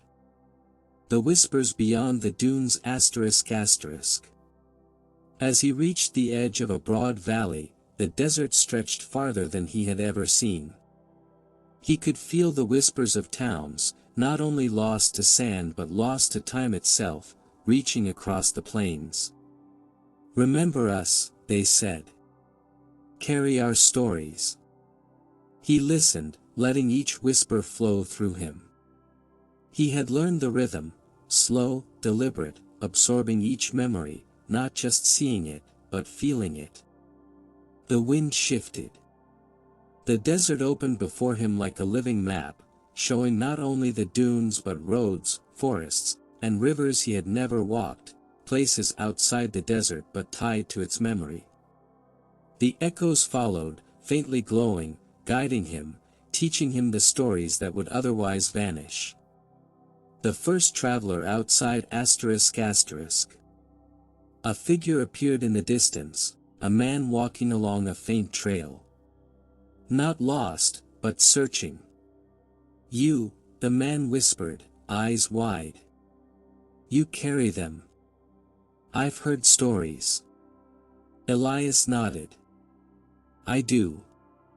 And I will." The man hesitated. "Can I come with you?" Elias smiled faintly. "If you wish. But know this, you will not walk alone. And the desert, the echoes, they will follow us." The traveler joined him, stepping into the rhythm of memory, and the desert's whispers adjusted, wrapping them both in its patient, infinite presence. The living memory asterisk asterisk. Hours passed as they walked, and Elias realized something profound. The desert was not merely a place, but a living archive. Its stories were not confined to sand and wind. They existed wherever memory could reach, carried by those who were willing to bear them. Every town he remembered, every lost soul he carried, became part of him. Every step forward carried history into the present. And with each echo that joined him, the weight became lighter, not heavier, a tapestry of lives interwoven, preserved, honored. The desert's voice whispered softly. "You walk between worlds. You carry us into tomorrow. Do not forget." And Elias did not. The horizon opens. By twilight, the dunes faded into the plains beyond, the desert receding into memory but not leaving him. He looked back once, and the horizon shimmered, towns, miners, townsfolk, children, all present and alive in memory. The desert had entrusted him with its stories, and he had accepted. Ahead lay the world beyond sand and wind, forests, rivers, small towns, trails untaken. Yet he knew the desert and its echoes were with him always. Every whisper in the wind, every shadow in the trees, every faint footprint in dust, all carried the pulse of memory, waiting for someone to notice. Elias took a deep breath. He walked forward, steady, deliberate, carrying not just the desert, but centuries of life, stories, and echoes that refused to be forgotten. The wind rose gently, brushing against his face, carrying the voices of countless lives. We are remembered. We walk with you. And for the first time, Elias smiled freely, feeling the desert story living not only in him but in the path ahead. The echoes walked with him. The desert breathed within him. And Elias Crow, the keeper of echoes, continued onward, forever carrying the memory of those who would otherwise vanish. The horizon of memory, asterisk asterisk. The dunes stretched endlessly before Elias Crow, bathed in the soft light of dawn. The desert whispered around him, carrying centuries of voices in the wind, memories folded into the sand, and echoes that followed with silent patience. He walked steadily, each step a rhythm that connected him to the living world and to those long gone. Ahead, the horizon seemed to shimmer unnaturally. It was more than heat or light. It was a threshold. A place where the desert's memory touched the wider world. The crossroads asterisk asterisk. As Elias approached, he realized the landscape had changed. The dunes formed a vast circle, enclosing a valley at its center. Paths diverged from it like rivers of sand, stretching in multiple directions. Each path glimmered faintly, carrying whispers and echoes of towns, travelers, and forgotten lives. He could feel the weight of choice pressing on him. Where will you carry us? Which story will live beyond the dunes? Do you understand your role? The desert did not demand an answer, but he felt it deep in his chest. Every path held lives, memories, and echoes waiting to be carried forward. Every path was a promise. Every step a responsibility. Voices of the past. The echoes gathered around him, their presence palpable. He recognized faces from every chapter of the desert's memory.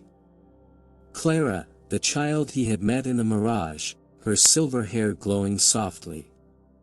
The prospector, leaning on his cane, eyes sharp and approving.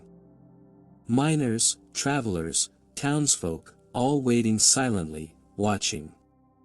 Choose wisely, whispered Clara. You can guide us beyond the desert, or leave us here to fade. Elias closed his eyes, listening.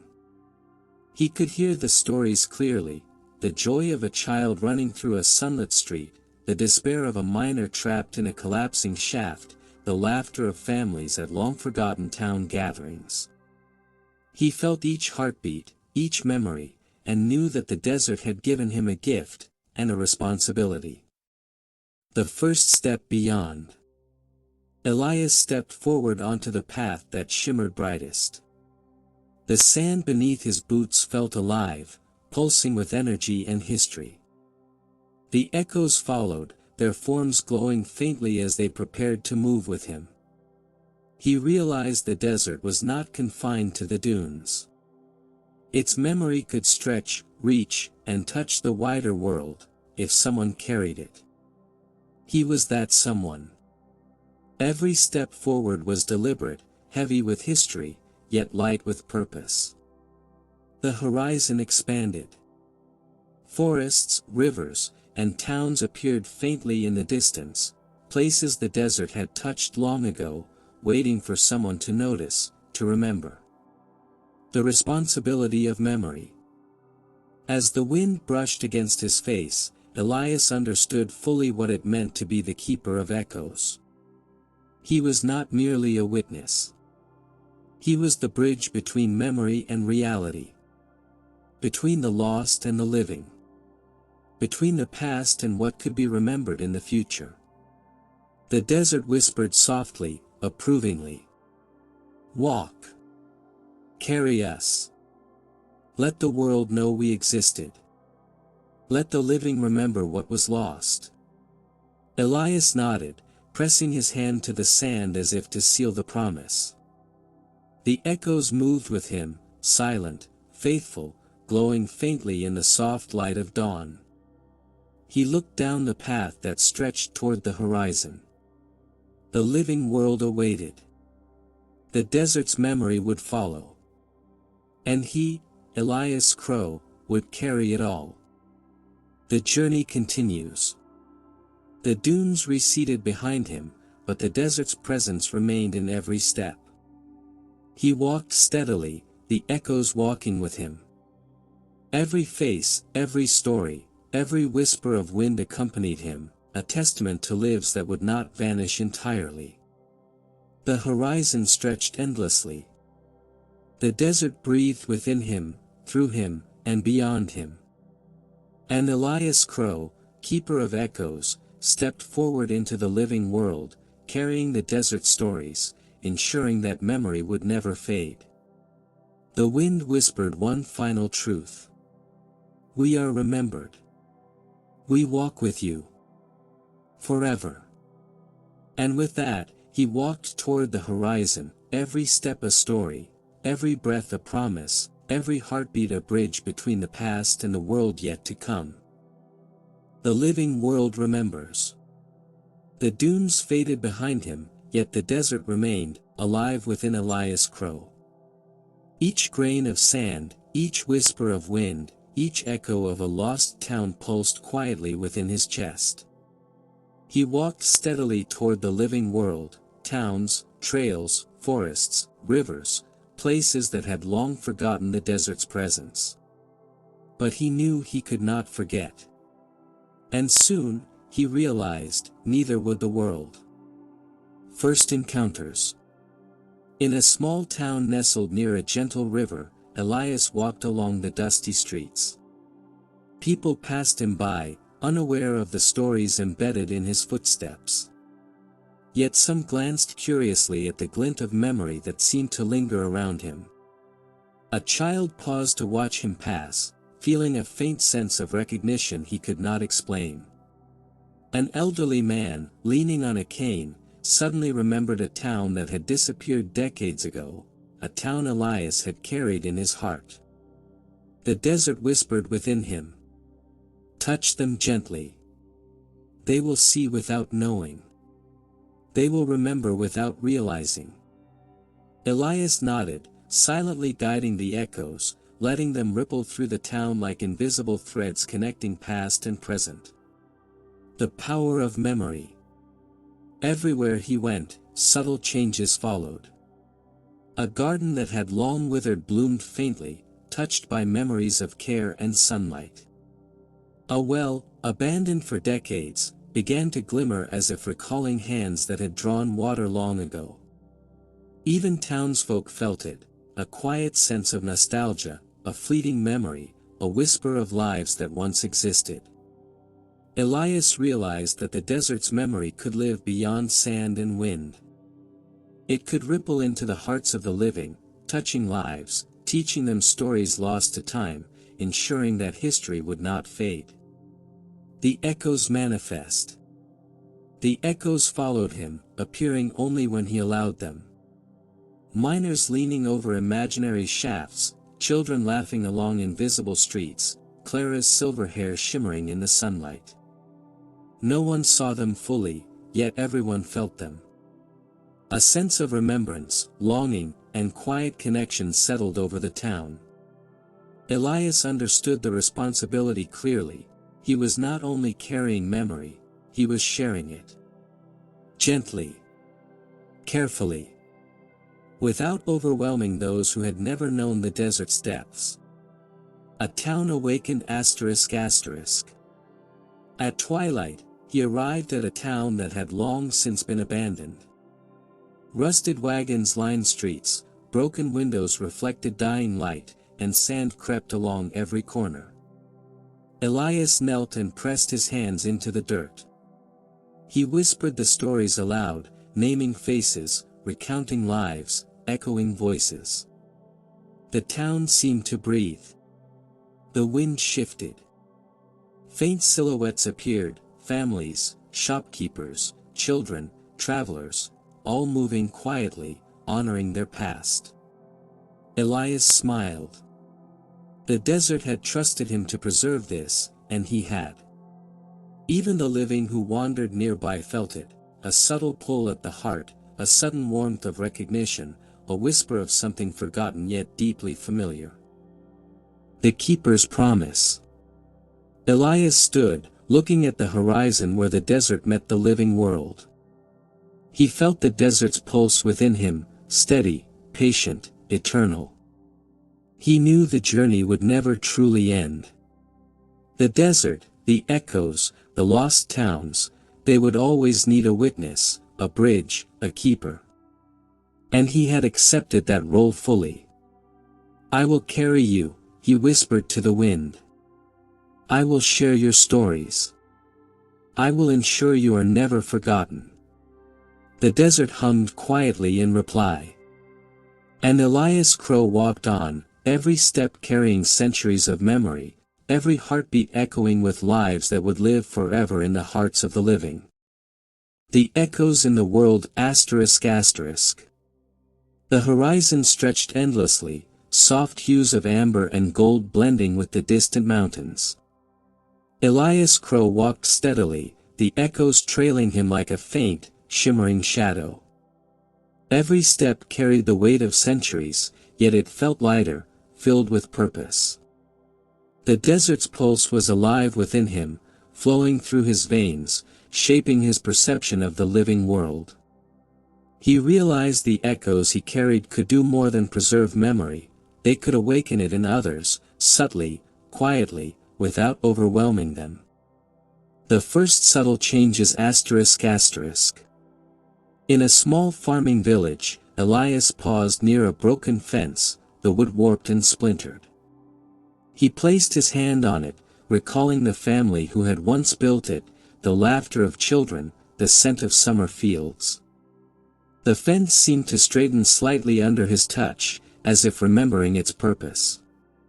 Nearby, a farmer glanced at the fence, sensing a faint familiarity. He shook his head, unsure why, yet felt a subtle urge to repair it. The desert whispered within Elias. "Memory is alive. Touch it gently, and it will awaken." He smiled faintly, understanding the delicate balance between memory and the living world. Echoes guiding lives ***. Over the following days, Elias visited towns and villages, wandering paths long forgotten. Everywhere he went, subtle shifts occurred. A well began to glimmer faintly, reminding a mother to draw water for her children. Abandoned homes seemed to hum with faint warmth, compelling wanderers to pause, linger, and remember the lives once lived there. Forest trails, long overgrown, revealed footprints of travelers from centuries past, guiding the curious along safe paths. The echoes followed, sometimes visible, sometimes just a whisper in the wind. People could feel them without knowing why, as if the past had reached out to guide, to teach, to remind. The responsibility deepens ***. Elias realized the desert's gift was also a responsibility. He could preserve memory, but he had to be careful not to impose it. The echoes were not meant to frighten, confuse, or overwhelm, only to awaken awareness, gently and naturally. He whispered stories quietly, naming faces, recounting lives, letting the echoes touch the hearts of the living. Each village, each town, each traveler carried a fragment of memory forward, ensuring that what had been lost would never fade entirely. A subtle symphony. The desert hummed, approvingly, as Elias walked through plains, valleys, and forests. The echoes followed him like a soft symphony, miners at work, children laughing, families gathering at long-gone town squares. The living felt a faint resonance in their hearts, a gentle tug of nostalgia they could not explain. And in this way, the desert stories spread beyond dunes and sand, carried through him into the world of the living. Elias understood, he was no longer confined to the desert. He was a bridge. A conduit. A keeper who could let the echoes breathe in the wider world without ever losing their essence. The keeper's quiet joy. As twilight fell, Elias stood on a ridge overlooking a valley dotted with towns and fields. The sun cast long shadows, the echoes shimmered faintly around him, and the wind whispered softly through the grass. He pressed a hand to his chest, feeling the desert's pulse within him. He had carried the lost, preserved memory, and allowed the living to touch it. "We are remembered," he whispered to the wind. "We walk with the world through me." And for the first time, he felt the quiet joy of fulfillment. The echoes were no longer only behind him in the desert, they were alive in the world, carried subtly by those who had never even seen the dunes. Elias Crow smiled and stepped forward. The desert breathed within him. The echoes walked with him. And the world began to remember. The stories that never fade, ****. The sun rose slowly over the horizon, painting the world in pale gold and soft amber. Elias Crow walked steadily, the desert alive within him, the echoes trailing silently, faithfully. Every step he took carried centuries of memory, towns swallowed by time, lives lost and found, and whispers of people who had never existed in the present but could not be forgotten. He had become more than a man, he was a keeper, a bridge, a living archive. The desert's pulse was in his veins, and with it came responsibility, to preserve, to share, to ensure that no story would fade. Communities awaken ****. As he traveled, Elias noticed subtle changes in the villages and towns he passed. Streets that had long been silent now hummed faintly with life. Gardens bloomed where they had once withered.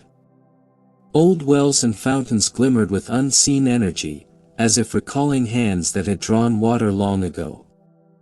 People felt it, though they could not name it, a faint sense of memory, a tug at the heart, a whisper of something long lost but familiar.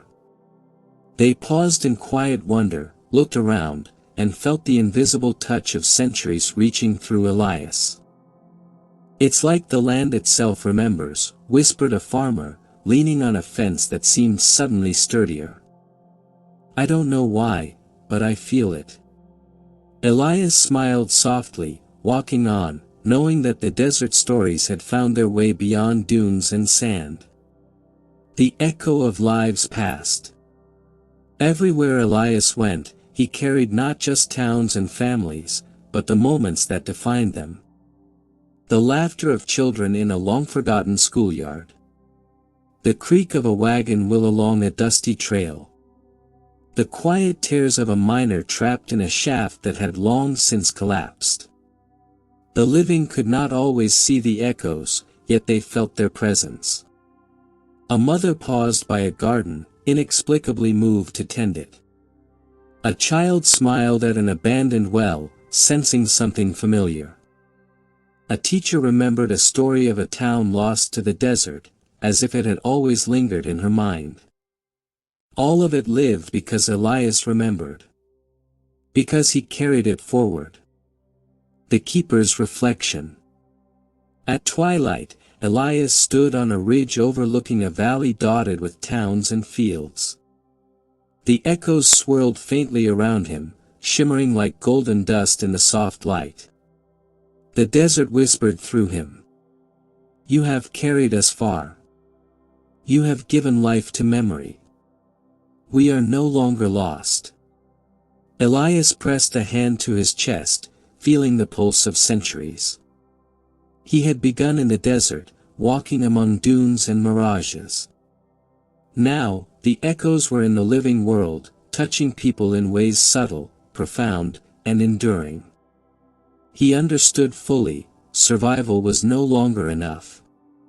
Preservation was not enough.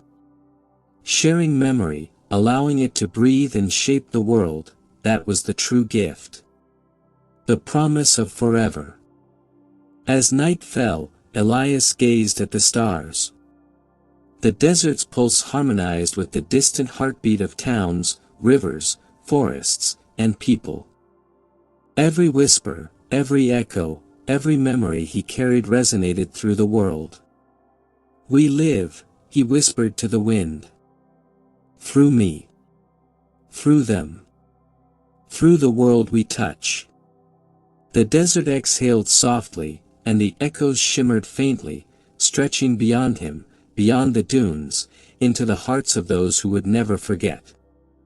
Elias Crow, keeper of echoes, walked on. Every step a story. Every breath a memory.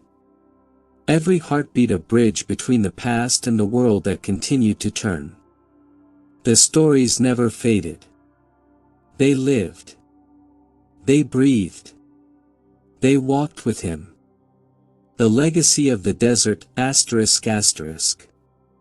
The sun rose slowly, painting the horizon in soft golds and warm ambers. Elias Crow stood atop a ridge, the vast landscape unfolding before him, towns, rivers, forests, and the distant shimmer of dunes. The desert's pulse was alive within him, steady and eternal, carrying centuries of stories, echoes, and memories. Every step he had taken had led him here, to a place where memory and the living world intertwined. He felt the weight of countless lives, not as a burden, but as a living legacy. The desert had entrusted him with its history, and he had fulfilled that trust. Echoes of generations. Elias wandered into villages and towns, each step carrying subtle reminders of lives long forgotten.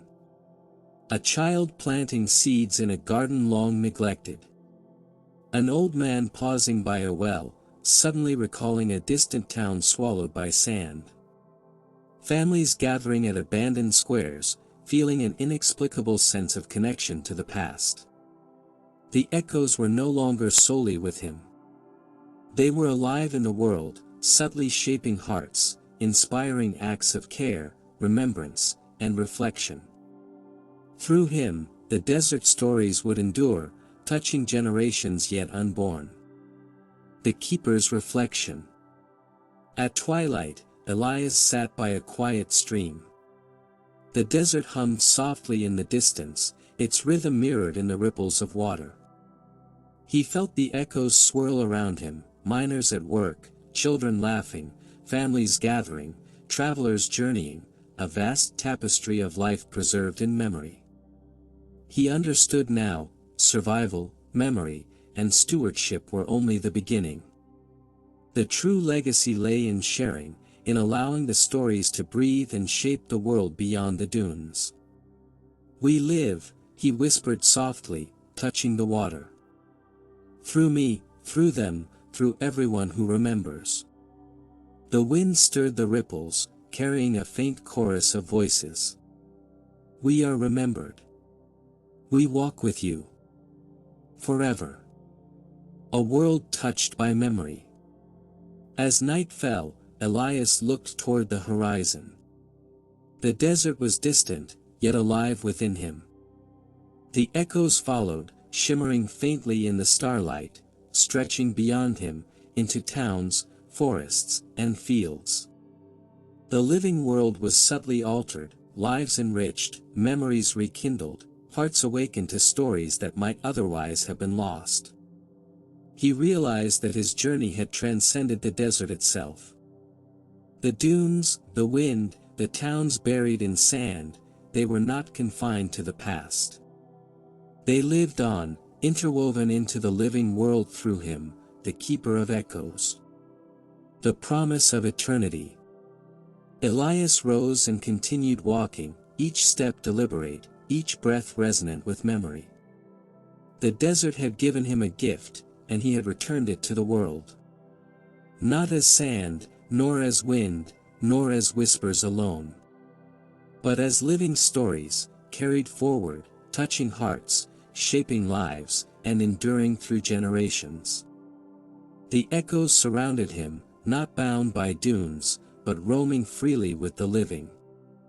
And Elias Crow, keeper of echoes, understood the ultimate truth. Memory is eternal. Stories never fade. And through us, the past walks with the present, forever. The stars shone above, the wind whispered through fields and forests, and the legacy of the desert continued, alive, breathing, remembered. Elias smiled, stepping forward into the horizon, every step a story, every heartbeat a bridge, every breath a promise. The desert, its echoes, and the world had become one.